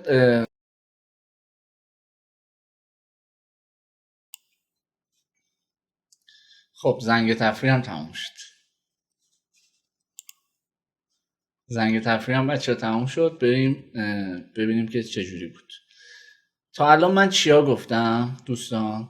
اول اومدم درباره تولید محتوا صحبت کردم که میتونیم از فرمت‌های مختلف محتوایی، صوتی، متنی، شبکه‌های اجتماعی، نمیدونم ویدیویی، همه اینها استفاده بکنیم در راستای این که بخوایم به کسب درآمد برسیم. بعد اومدم درباره مسیر صحبت کردم که دوباره بهش برمیگردم به این بحث. بعد اومدم درباره متد اینباند صحبت کردم که تولید محتوا و بازاریابی محتوایی قشنگ تو دل اینباند نهفته است که یک غریبه چطور میتونه تبدیل بشه به یک مشتری وفادار. بعد اومدم درباره شیوه های کسب درآمد صحبت کردم. یکی محتوا به هدف محصول نهایی، یعنی محتوا رو به عنوان یک محصول نهایی شده در اختیار مخاطب قرار میدم و ازش پول در میارم، که خودش 3 تا روش بود. یکی این بودش که من بیام محتوا رو مستقیم بفروشم که درباره‌اش کامل صحبت کردم، مثال زدم. یکی این بودش که بیام دسترسی محتوام رو بفروشم، میتونه ماهانه، 6 ماه، 1 سال، هر مدل دیگه‌ای باشه. و سومیش هم حامی شدن بود، اسپانسر شدن، یعنی اینکه بیام چیکار بکنم، اسپانسر اونجا قرار بدم. مثلا من پادکست دارم، اسپانسر شدم، یا پیج اینستاگرام دارم، یک برندهایی رو به هدف فروش و برندینگ بیام معرفیشون بکنم. یکی همین بود که حالت اسپانسرینگ بود که میتونستم دونیت کنم، یعنی من محتوای خوب تولید میکنم، تبلیغاتم ندارم، ولی در کنارش میام چیکار میکنم، میگم که بیایید من رو حمایت کنید و یه شماره حساب قرار میدم. سایت های دونیت هم وجود داره توی ایران. یه سری سایت ها هستن که قشنگ شما میتونی عضو بشی، شماره حسابت رو اونجا بدی، لینکش رو قرار بدی برای آدم های مختلف، یعنی هم مخاطبینتون، و بگین که مثلا انقدر من رو دونیت کن اگه دوست داری، قلباً دوست داری، و یا نه هیچ زور و اجباری تو این قضیه وجود نداره. توی مدل دوم کسب درآمد اومدم درباره محتوا به هدف این که من بیام مخاطبین زیادی رو گردآوری کنم. بیام یک رسانه بسازم، یک قبیله بسازم، که این خودش 5 تا مدل تو دلش وجود داشت. مدل اولش این بود که بیام فضای تبلیغاتی بفروشم، بیام یک رسانه درست بکنم که توش محصولاتم رو تبلیغ بکنم، بیام یک رسانه بسازم که از طریقش بازاریابی مشارکتی و افیلیت مارکتینگ انجام بدم. توی مدل چهارمش بیام دیتا جمع آوری بکنم، مخاطب رو بشناسم و تحلیلشون کنم و اون اطلاعات رو به شرکت هایی که به این اطلاعات نیاز دارم بفروشم. و پنجمیش هم فلیپ کردنه دیگه، یه پیج بیارم بالا، یه سایت بیارم بالا، بعدم اون رو بفروشمش. این راحت ترین شیوه هاییه که میشه درباره‌اش صحبت کرد، ولی این راحتی منظورم این نیستش که کار راحتیه، کاری که باید مهارت پشتش باشه، تجربه پشتش باشه تا این رو بتونید یاد بگیرید. برگردیم به مسیر تولید محتوای خودمون. آقا من میخوام کسب درآمد بکنم، حالا چه راهی رو باید بیام؟ من اولش یه توضیح دادم که ما یک مسیری رو که بر اساس تجربه خودم این رو درست کردم و تو حوزه محتوا میتونه کاربردی باشه، با شروع دوره بازار محتوایی، همراهی یک راهنما یا کوچ مربی که بتونه در کنار شما باشه و کمکتون بکنه. سومیش هم گذراندن دوره کارآموزیه. چهارمی پنجمی بعد این اتفاق میفته، این که من تصمیم بگیرم میخوام فول تایم حضوری توی شرکت کار بکنم یا اینکه به عنوان یک فریلنسر پروژه بگیرم از شرکت‌های دیگه و تولید محتوا کنم، یا اینکه من میخوام سایت خودم یا اینستاگرام خودم رو بیارم بالا. اینا همه برمیگرده به اهدافی که شما میخواین براش ببینید و در نهایت همون ارتباطاتیه که من با اشخاص و بیزینس ها میتونم دامنه نتورکینگم رو بیشتر بکنم تا هم برند شخصیم بزرگتر بشه، هم درآمدهای بیشتری بتونم کسب کنم. ما توی باشگاه محتوا من گفتم که 2 تا کلا سگمنت داره، یکی خالقین محتواست، یکی هم صاحبین محتوا. صاحبین محتوا رو بذاریم کنار. توی باشگاه محتوا ما این 3 تای اول رو بچه‌ها که مرتبط هستن با خالقین محتوا، اشخاصی که میخوان مسیر رو شروع بکنن، این 3 تا رو در اختیارشون قرار میدیم. یعنی با یه دوره بازاریابی شروع میشه و میایم اونجا بهشون آموزش میدیم. حالا من خودم هستم مدرس اصلیش.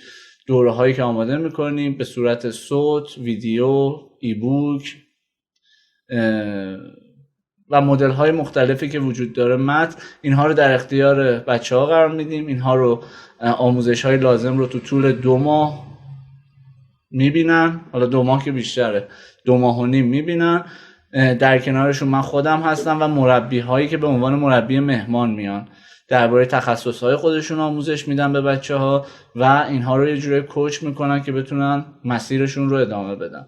و بعد از این که ما بچه ها رو کوچ کردیم، آموزششون دادیم، بعد 2.5 ماه قرار وارد دوره کارآموزی بشن، دوره‌ای که معرفیشون میکنیم به یه سری کسب و کارها تا بتونن دوره کارآموزیشون رو بگذرن و دقیقا همون پروسه کار کردنه که آموزش‌های اصلی هم هستش. یعنی شما یه چیزی بخوای حسابی یاد بگیری تو خوردت بره اون آموزش، باید حتما اون رو تو کار یاد بگیری. یعنی هر چقدر بری نرم افزار فتوشاپ یاد بگیری، کار کردن باش رو یاد بگیری، تا زمانی که توی کسب و کاری قرار نگیری از اون مهارت استفاده بکنی، سعی و خطا نکنی، اصلا دستت راه نمیفته. به خاطر همین این 3 تا مرحله های اساسی هستن که ما تو باشگاه محتوا اینا رو دیدیم: شروع یک دوره بازاریابی، همراهی یک کوچ و در نهایت کارآموزی در شرکت هایی که به یک محتواکار نیاز دارن. و این رو هم عرض کنم که 2 ماه و نیم آموزشه و 2 ماه هم دوره کارآموزی که معرفی میشه. توی دوره آموزشیمون ما تمرکزمون بیشتر روی مسائلیه که حالا آموزش داده میشه، تجربه محوره و پروژه محور بودنش خیلی مهمه. یکی تجربه، یکی پروژه. اینکه حالا من و اشخاصی که میان به عنوان مربی مهمان تجربه های خودشون رو به بچه‌ها منتقل میکنن، نه 4 تا چیزی که از سایت های مختلف دیده باشن بیان بگن. اون تجربه خیلی کمک میکنه و در کنارشون پروژه‌ای که به بچه‌ها میدیم و جلوتر درباره‌اش توضیح میدم.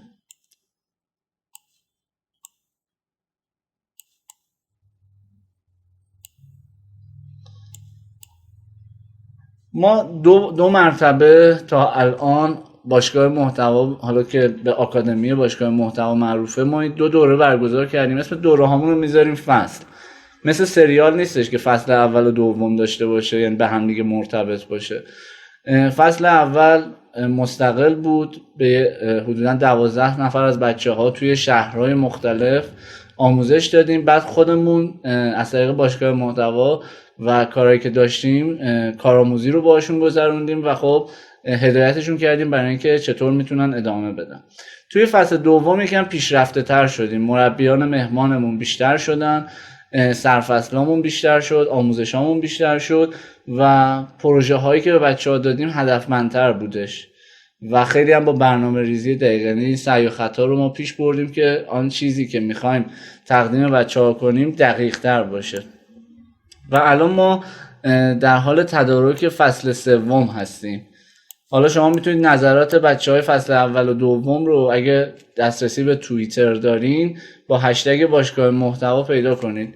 بچه‌ها کامل توییت‌های خودشون رو گذاشتن و ایشالله که بچه‌های فصل دومی هفته دیگه نقد و بررسی میذارن که فصل دوم دوره آموزشیش براشون چطور بوده و هفته آینده داستان فصل دوم بسته میشه، داستان آموزشیشون و وارد فاز کارآموزی میشن و اون موقعی که وارد فاز کارآموزی میشن فصل سوممون شروع میشه. فصل سوممون هم قراره که چی بشه؟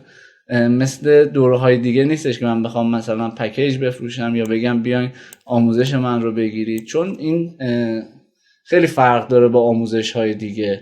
یکی از بزرگترین فرقاش اینه که ما میایم یک خانواده رو تشکیل میدیم که دور هم باشیم و آموزش ببینیم.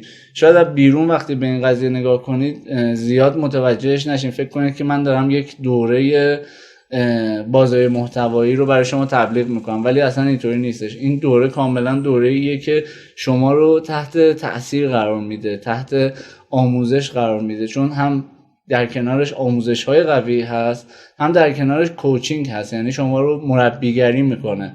به خاطر همین اصلا اسمش باشگاه محتواه. باشگاه جاییه که آدم‌ها میرن ورزش میکنن، حالا مثلا باشگاه بدنسازی جایی که دمبل میزنن، قوی میکنن، عضلاتشون رو قوی میکنن. توی باشگاه محتوای ما هم دقیقاً همینه. یه مربی وجود داره که کمک میکنه بچه‌ها در کنار آموزش و پروژه‌ای که پیش میبرن مسیر رو خوب پیش ببرن، که اون اعتماد به نفس به نظر من یکی از میوه‌های اصلیه که در نهایت بچه‌ها میتونن خودشون کسب کنن با تلاشی که داشتن. چون اعتماد به نفس اگه وجود نداشته باشه، اعتماد به نفس کاذب که هیچی، اصلا بذاریمش کنار. بحث ما اعتماد به نفس واقعیه، چیزی که آموزش میبینن و بر اساس اون پروژه انجام میدن. توی باشگاه محتوا دقیقاً این اتفاق میفته و این اعتماد به نفسیه که بچه‌ها از خودشون کسب میکنن. اتفاقاً دیروز توی فصل دوممون توی یک گروه تلگرام برگزار میشه و گفتگویی که با بچه‌ها داشتم، ازشون خواستم که نظرسنجی کنم، به خودشون از 1 تا 5 یه عددی بدن. خیلی جالب بود. اون بچه‌هایی که خیلی فعالیتشون کم بود اکثرشون به خودشون 3 دادن، یعنی کسی 1 و 2 نداد و اونایی هم که واقعا تلاششون قابل دیدن بود و قابل ستایش بود به خودشون 4 و 5 دادن.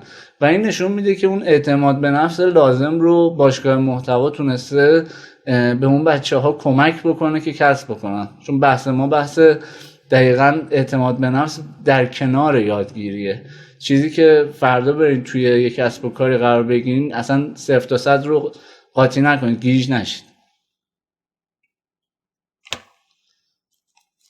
آقای سعیدی میگن چقدر پیام‌های چت جالبه، من پیام‌های چت رو نخوندم.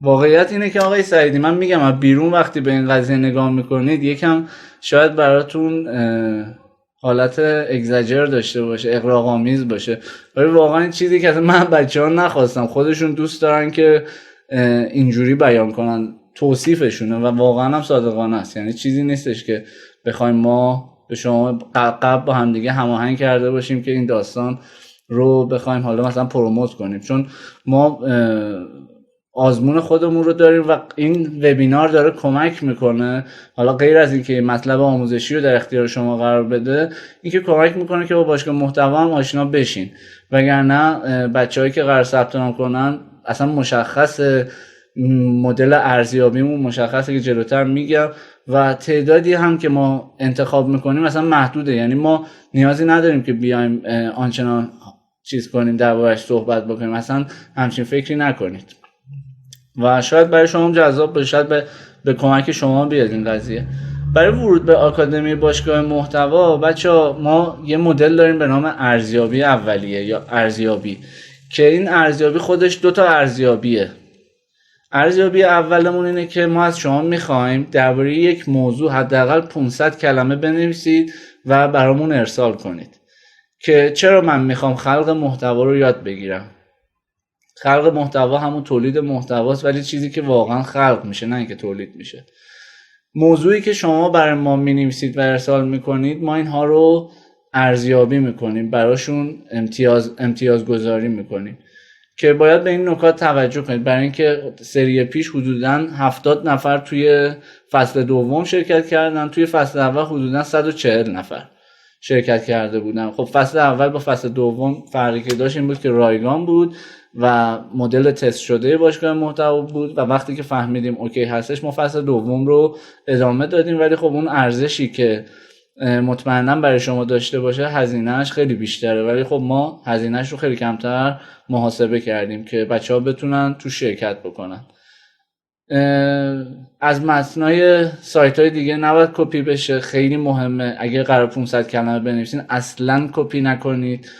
متنتون رو حتما تو قالب ورد بنویسین، فونتتون بلوتوث باشه که کارمون راحت باشه، بتونیم یه دست اینها رو بررسی بکنیم. نکته مهمی که وجود داره بچه‌ها، متن رو حتما از ذهن و قلب خودتون بنویسید.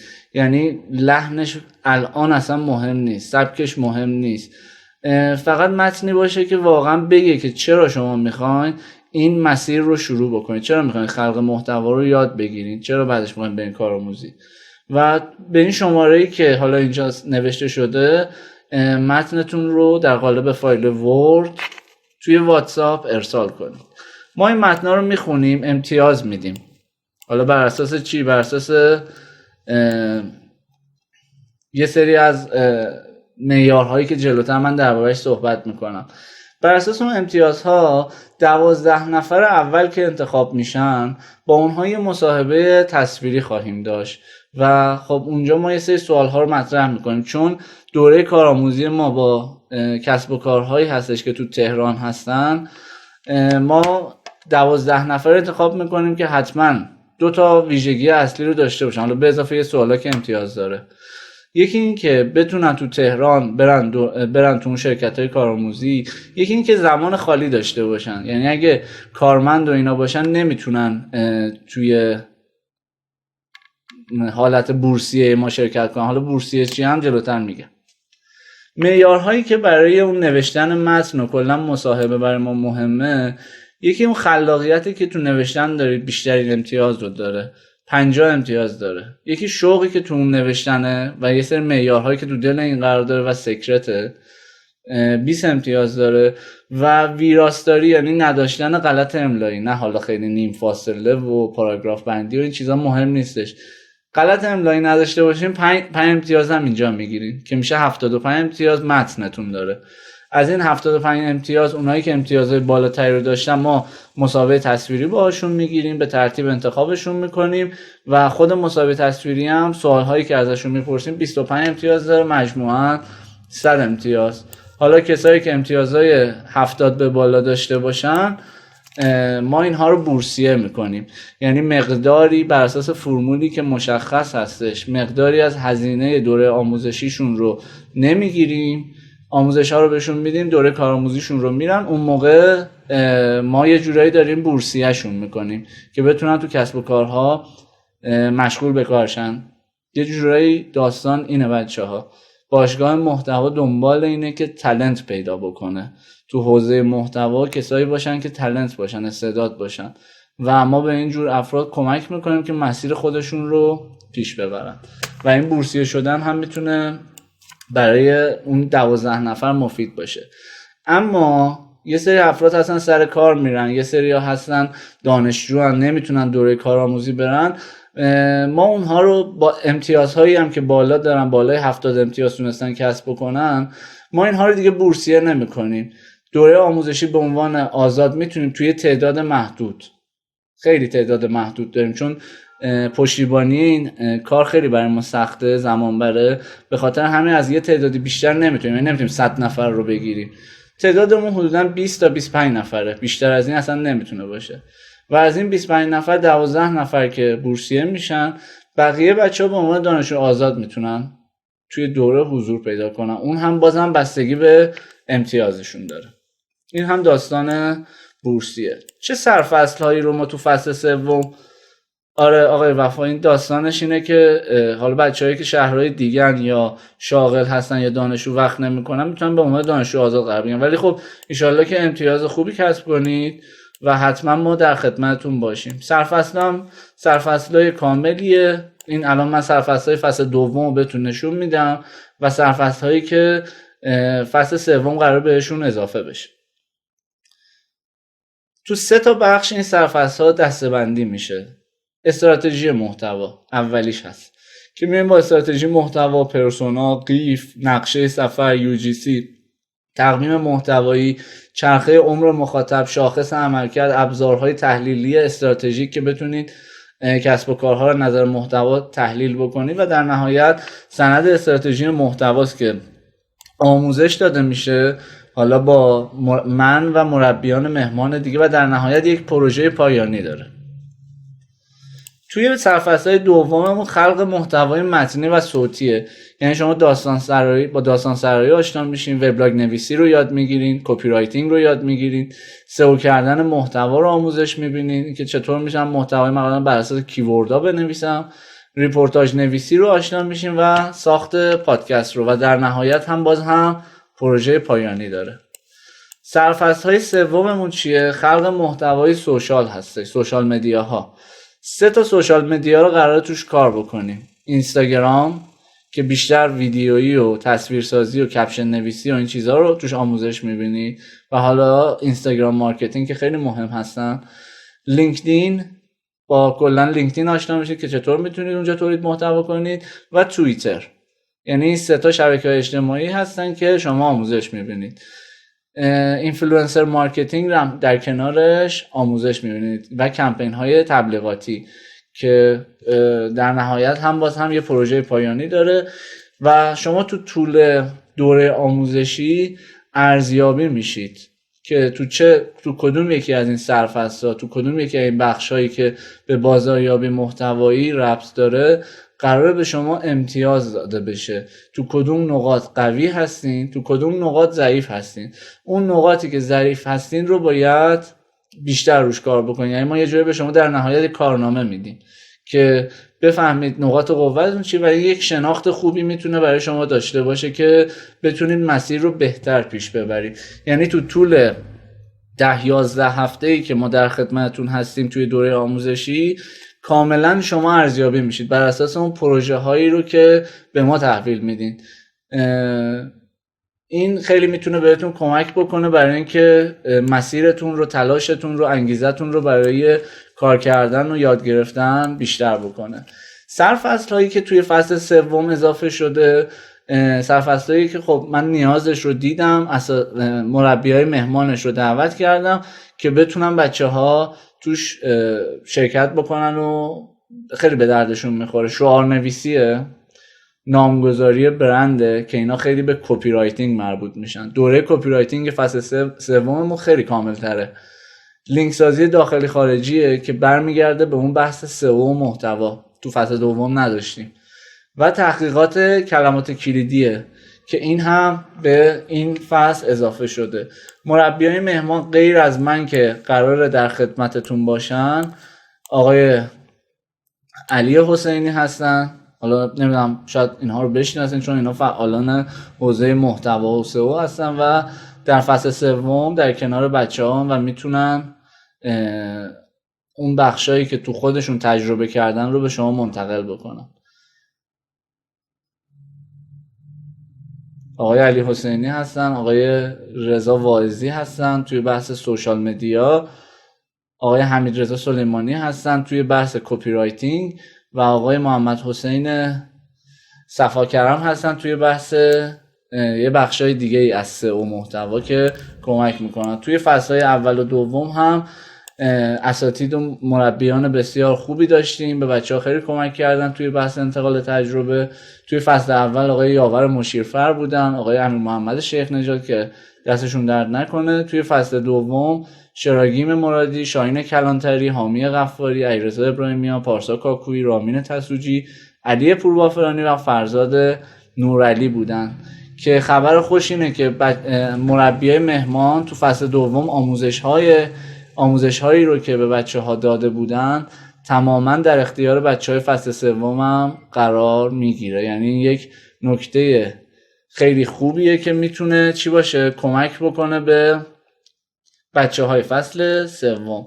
بچه‌ها شما میتونید بروشور فصل سوم رو از طریق پیج اینستاگرام یا اصلا من الان لینکش رو براتون میذارم، اجازه بدید. بروشور فصل سوم اطلاعات کاملتری رو در اختیارتون قرار میده. من الان لینکش رو میذارم، شما بزنید دانلود شه و خودتون کامل مطالعه کنید و اگه دوست داشتید بهتون میگم چی کار بکنید.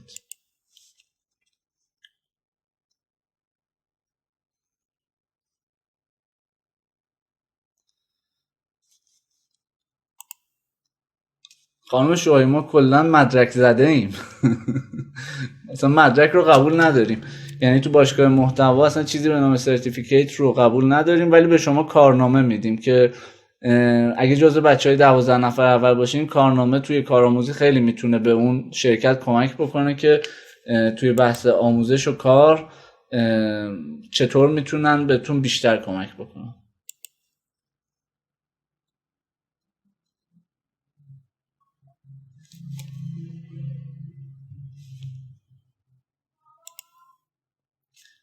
بچه من الان نمیتونم نمیدونم چرا، چون داره ضبط میشه از روی اسکرینم، نمیتونم لینک رو پیدا بکنم. یه شیوه دیگه برای دانلود بروشور هستش، من این رو بهتون پیشنهاد میکنم. برید تو پیج باشگاه محتوا توی اینستاگرام، محتوا اندرلاین کلاب، همین آیدیش دقیقا همینه، محتوا اندرلاین کلاب. برین اونجا توی بخش بایوش زیلینک، یعنی چند تا لینک های مختلف هستش. دانلود بروشور فصل سوم رو بزنید، همونجا دانلود میشه، میتونید به صورت PDF مطالعهش کنید و هر سوالی که داشتین از طریق همون پیج اینستاگرام لطفاً به دایرکت بدین و بچه‌ها بتونن با شما در ارتباط باشن. چت باکسمون کلا پاک شد، من نفهمیدم بچه‌ها چه سوالای دیگه پرسیده بودن. دوره از 25 همین ماه شروع میشه، یعنی جمعه، و یک هفته هم شما میتونید متنای 500 کلمه ایتون رو با اون موضوعی که گفتم برای ما توی شماره واتساپمون بفرستین. هر سوالی هم که داشتین میتونید از طریق پیج اینستاگرام بپرسید. امیدوارم که توی اون دوره شما هم حضور داشته باشین. اونای بچه‌هایی که با انگیزن و دوست دارن تالنت هم و دوست دارن که توی کسب و کارها کارآموزی کنن، بعدش مسیر خودشون رو شروع کنن، خیلی میتونه بهشون کمک بکنه. ببینید یه سوالی که خیلی پرسیده بودن اینه که خب من که شاغلم چی کار بکنم؟ دقیقا سوال خیلی خوبی هم هستش. ما آموزش ها رو جوری چیدیم که شما حتما نیاز نیست آنلاین بشین. ما شنبه هر هفته آموزش اون هفته رو میذاریم و شما تو طول هفته وقت داری که اون آموزش ها رو ببینید و بعدش پروژه‌ای که بهتون میدیم تو طول هفته انجام بدین به عنوان مشق عشق. اون مشق عشق رو انجام بدین و پنجشنبه ها اون مشق عشق رو برای ما ارسال بکنید و جمعه ها هم ما اونها رو تصحیح میکنیم و هر هفته جمعه ها ما با هم دیگه پرسش و پاسخ خواهیم داشت از طریق یک پیج اینستاگرام خصوصی و اونجا تمام سوالاتی که تو طول هفته برای شما پیش اومده رو جمع آوری میکنیم و توی لایو کامل در اختیارتون قرار میدیم. آموزش ها همیشه در اختیارتون هست. گروه تلگرامی هم که میزنیم همیشگیه، یعنی بعد از دوره آموزشی هم ما شما رو ساپورت میکنیم اگه بعدها سوالی داشتین، چون من کوچتون هستم و نسبت به بچه هایی که تو باشگاه محتوا قبول شدن و ثبت نام کردن احساس مسئولیت دارم همیشه به عنوان کوچ در کنارشون هستم. بریم بقیه سوالای بچه‌ها رو ببینیم. به عنوان کارنامه بهتون میدیم آقای قاسم خانی، اصلا مدرک گرایی رو من کلا باش مخالفم، ولی اون مهارتی که شما کسب میکنید راحت چه برای خودتون چه برای کسب و کارا میتونید اقدام بکنید. خب من ویدیوی وبینار رو خودم ضبط کردم و این رو ادیتش میکنیم و توی سایت قرار میدیم و از طریق پیج اینستاگرام لینکش رو در اختیارتون قرار میدیم که ویدیو رو کاملا توی سایت ما تو طول امروز فردا مشاهده کنید. من اسم شما رو ندیدم، 2 نقطه پرانتز یا لبخند. خانم شاهی چند روز در هفته که سوالتون رو جواب دادم، شنبه ها شروع میشه تا 5 شنبه وقت دارین که مشقای عشقتون رو ببینید، بفرستید برای ما، دوره رو ببینید، مشقا رو بفرستیم و جمعه با هم دیگه پرسش و پاسخ خواهیم داشت. وبینار تموم شده و منتظر سوالات جذاب شما هستم. اسلاید ها هم روی وبسایت قرار میدم که بتونید دانلودشون کنید، یا توی لینکدین پیج باشگاه محتوا قرار میدم که بتونید از اونجا ببینید.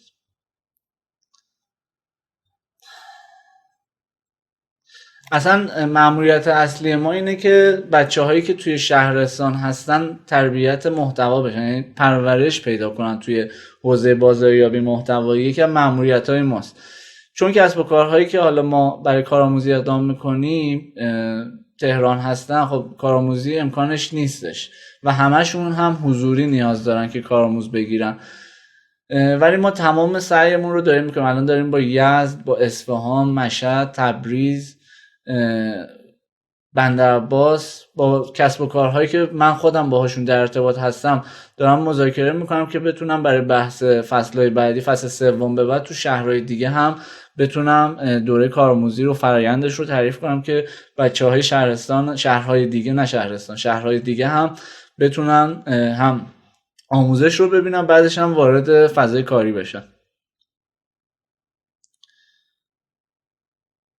کیا در دوره قبلی بودن؟ عرض کردم آقای هنرور، شما میتونی بری توی توییتر باشگاه محتوا، توییتر هشتگ باشگاه آنلاین محتوا رو که بزنید، هشتگ باشگاه محتوا رو، تمام بچه‌هایی که تو دوره‌های قبلی بودن رو میتونید مشاهده کنید، میتونید باهاشون لینک بشید، باهاشون صحبت کنید اگه دسترسی به توییتر دارید. توییتر هم زیاد چیز سختی نیستش، از اینستاگرام راحت‌تره. نصبش کنید، یه اکانت راحت بسازین، هشتگ باشگاه محتوا رو سرچ کنید، هم نظرات بچه‌ها اونجا هستش، هم خود بچه‌ها که میتونید بهشون لینک بشید.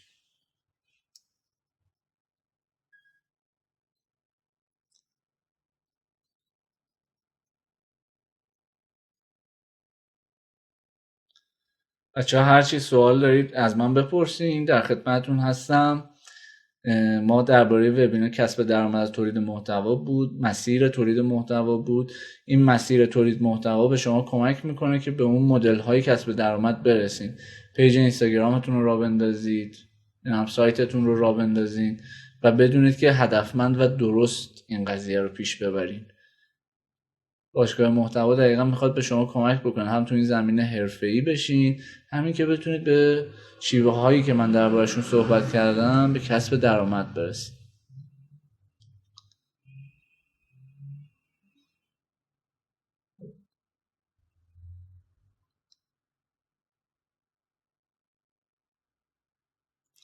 من منتظر سوالاتتون هستم عزیزان.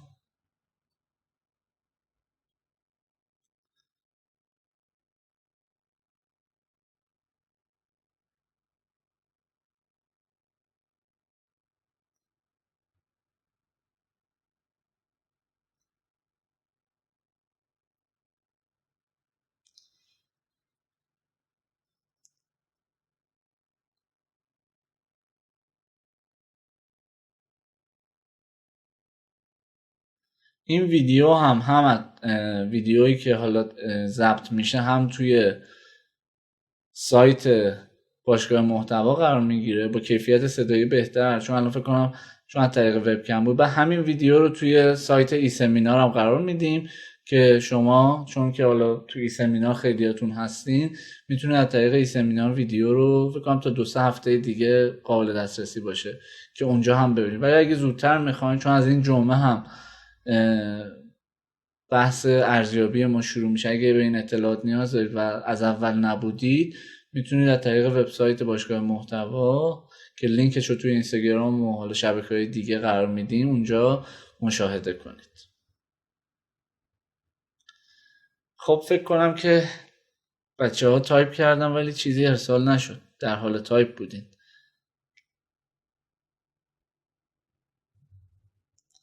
خانم هوشمند چند نفر رو برای من میزنه تایپینگ؟ خانم اکبری، آقای محمدپور، خانم قاسمی، آقای قاسمی ببخشید. شاید سوالاتتون رو پرسیدیم. بله. درباره بورسیه 12 نفر اول بورسیه میشن، 12 نفری که امتیازهای بالای 70 بگیرن و خب اون امتیازهاشون از همه بالاتر باشه. اونهایی که امتیازهای بالاتری میگیرن به عنوان بورسیه و یک فرمول مشخصی که ما داریم، بیشترین حالتش اینه که 1/3 رو بیشتر پرداخت نمیکنن پول دوره رو و بقیهش رو تو دوره کارآموزی جبران میکنن و ما اینجوری داریم ساپورتشون میکنیم، بورسیه‌شون میکنیم. مدلش این شکلیه. شما هرچی امتیاز بالاتری بگیری، امتیاز 100 بگیری، شما بیشترین مقدار بورسیه رو میتونی داشته باشی. خانم اکبری، مشاوره برای کسب و کار هم دارید یا فقط آموزش؟ نه، مشاوره داریم دیگه. توی باشگاه محتوا ما 2 تا بخش داریم. یکی بخش خالقین محتواست که داشتیم درباره‌اش صحبت می‌کردیم، بخش صاحبین محتوا. در خدمتتون هستیم. برای تولید محتوا که داریم آموزش راهنمایی کنید.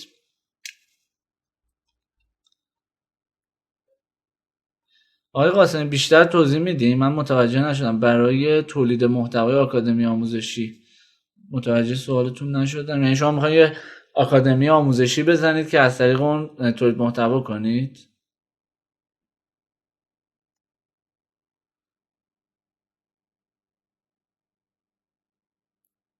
مهران طاهری عزیز سوال رو پرسیدن، ببخشید شاید من ندیدم. خرید دسترسی به محتوا برای محتوای افراد دیگه هم ممکنه؟ نه اینجوری نیستش. این کار اخلاقی نیستش اصلا. بهتره که اگر میخواید همچین کاری بکنید، یعنی مثلا یه چند وقت پیشایی من یه کانال تلگرام دیدم که میومد دوره های اساتید مختلف رو پکیج میکرد اونجا میذاش و یه دوره وی آی پی هم ساخته بود که مثلا یه کانال وی آی پی هم داریم، شما یه پول بگیر بیا اونجا هم من پکیج های استادای دیگه بهتره رو براتون میذارم اونجا. واقعا اخلاقی نیست این کار.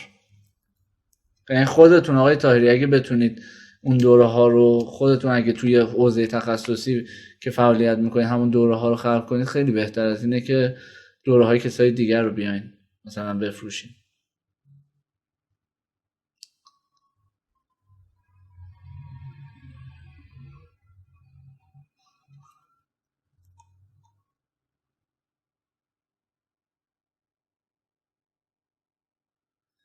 یه سوال درباره جذب حامی اسپانسر. ببخشید این که خودمون به پیج ها پیام بدیم که حامی ما باشین کار درستی هست؟ آره دیگه، این بحث بازاریابیه خانم فائزه محسنی. این دقیقا بحث بازاریابی شما باید یک رسانه‌ای رو ایجاد کنید که مخاطبین زیادی داره. حالا میتونه پادکست باشه، میتونه یوتیوب باشه، میتونه پیج اینستاگرام باشه. شاید خب خیلی با شما آشنایی ندارن ولی یه سری برندها هستن که اگه شما خودتون برید دایرکت مارکتینگ کنید، حالا از قرار ملاقات باشون بذارید، تلفن بزنید، ایمیل بزنید، که میتونید از همچین شیوه بازاریابی استفاده کنید و بیاید مثلا توی پیج من، تو پادکست من حامی بشین. خیلی کار خوبیه. یعنی دارید تلاش میکنید که اسپانسرهای بیشتری بتونید جذب کنید. ولی خب به محتواتون هم خیلی بستگی داره. برای پیجای اینستاگرام اگه بخواید حامی بگیرین، بیشتر محتواهای سرگرم کننده و خنده‌دار پتانسیلش رو داره. ولی اگه محتوای جدی داریم به نظر من ببرینش روی ویدیو و پادکست توی پادکچرها و یوتیوب. اونجا بیشتر میتونید مانور بدین روی حامی محتوای جدی.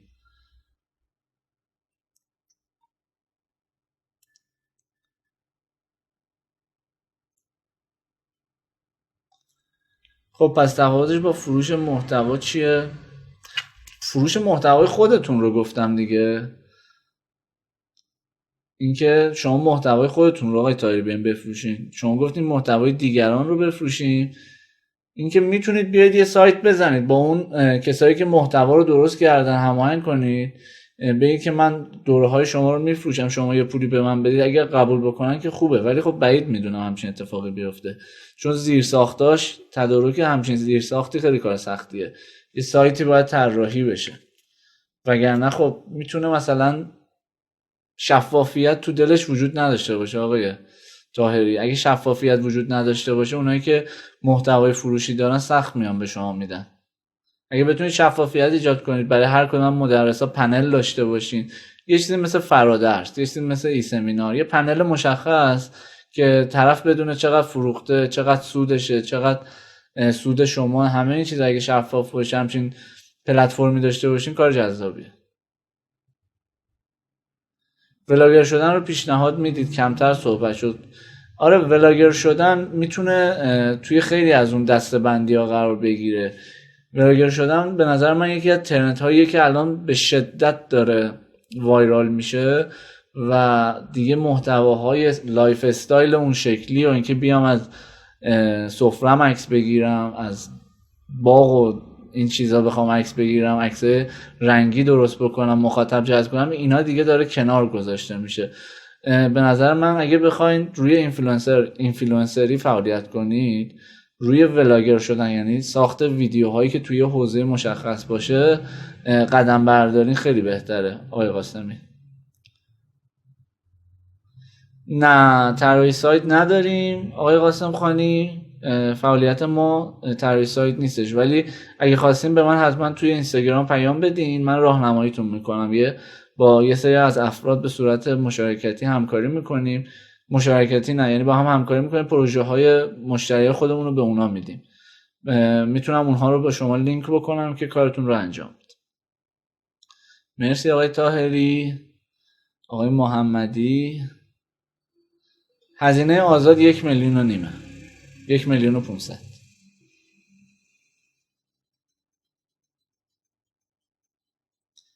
مرسی آقای قاسمی، شما ممنون از شما، ممنون از تک تک بچه ها. ببینیم سوالای دیگه بچه ها چیا هستش.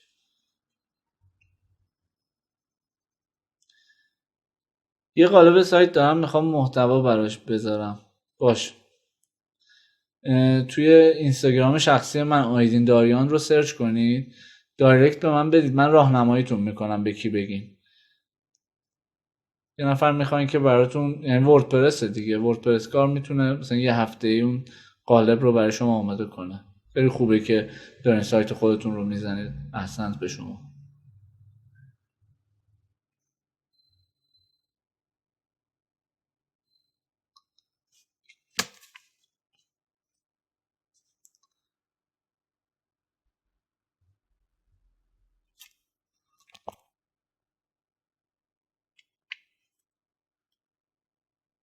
نرم افزار برای تدوین فیلم هم معرفی میکنید؟ بله، نرم افزار خب اصلی اگه بخوایم برین حرفه‌ای یاد بگیرین، ما دو نوع تدوین داریم. یکی تدوین انیمیشنه یا موشن گرافیه، یکی هم تدوین فیلمه، ویدیوه. برای تدوین فیلم پریمیر رو پیشنهاد میکنم، خیلی نرم افزار خوب و جامعیه.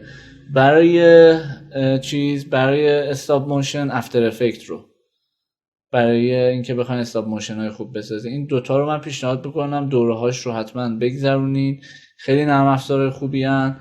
و اینکه نرم افزارهای گوشی و کوچیک و چیزهای دیگه هم هستش، مثلا نرم افزار فیلمورای 9 هستش که من خودم از اون استفاده میکنم، خیلی ساده تره. ولی خب اگه میخواین خیلی حرفه‌ای کار کنید، اون دوتا هم، وگرنه اپلیکیشن های گوشی و اپلیکیشن های ویندوز اینها هستن. میتونید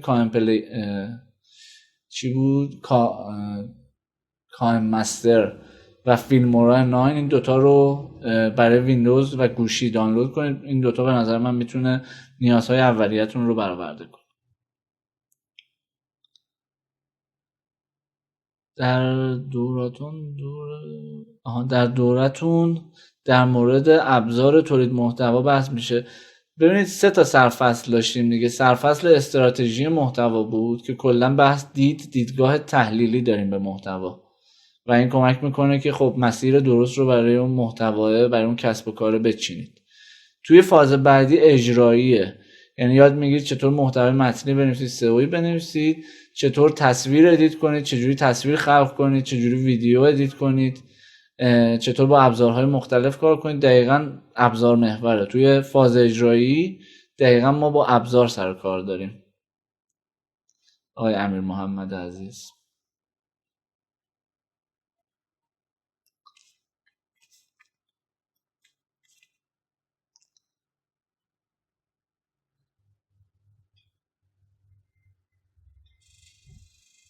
فیلمورا رو گفتم خانم انجی، خانم مارال.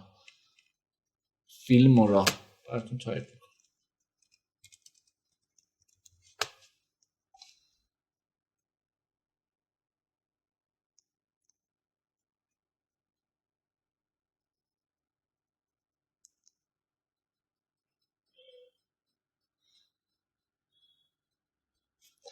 آقای غلامی اینجا یه چت مخفی داره. ممنونم آقای غلامی، لطف دارین. شب خوبی براتون آرزو میکنم. خب فکر کنم سوالای بچه‌ها تموم شد چون چیزی دیگه تایپ نشد. خسته نباشین. خیلی وبینار خوبی بود در کنارتون، کلی انرژی گرفتم. دستتون درد نکنه. امیدوارم که فصل سوم در خدمتتون باشیم و کلی اتفاقای خوب رو براتون آرزو میکنم. ممنونم خانم عبادیان، باعث افتخار بود که شما تو وبینار حضور داشتین. ممنون از همگی. ممنونم.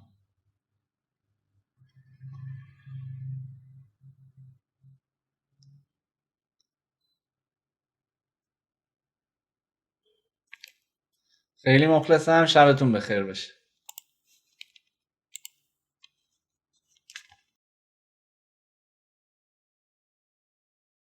صحبت‌های قشنگ‌ترمون مونده.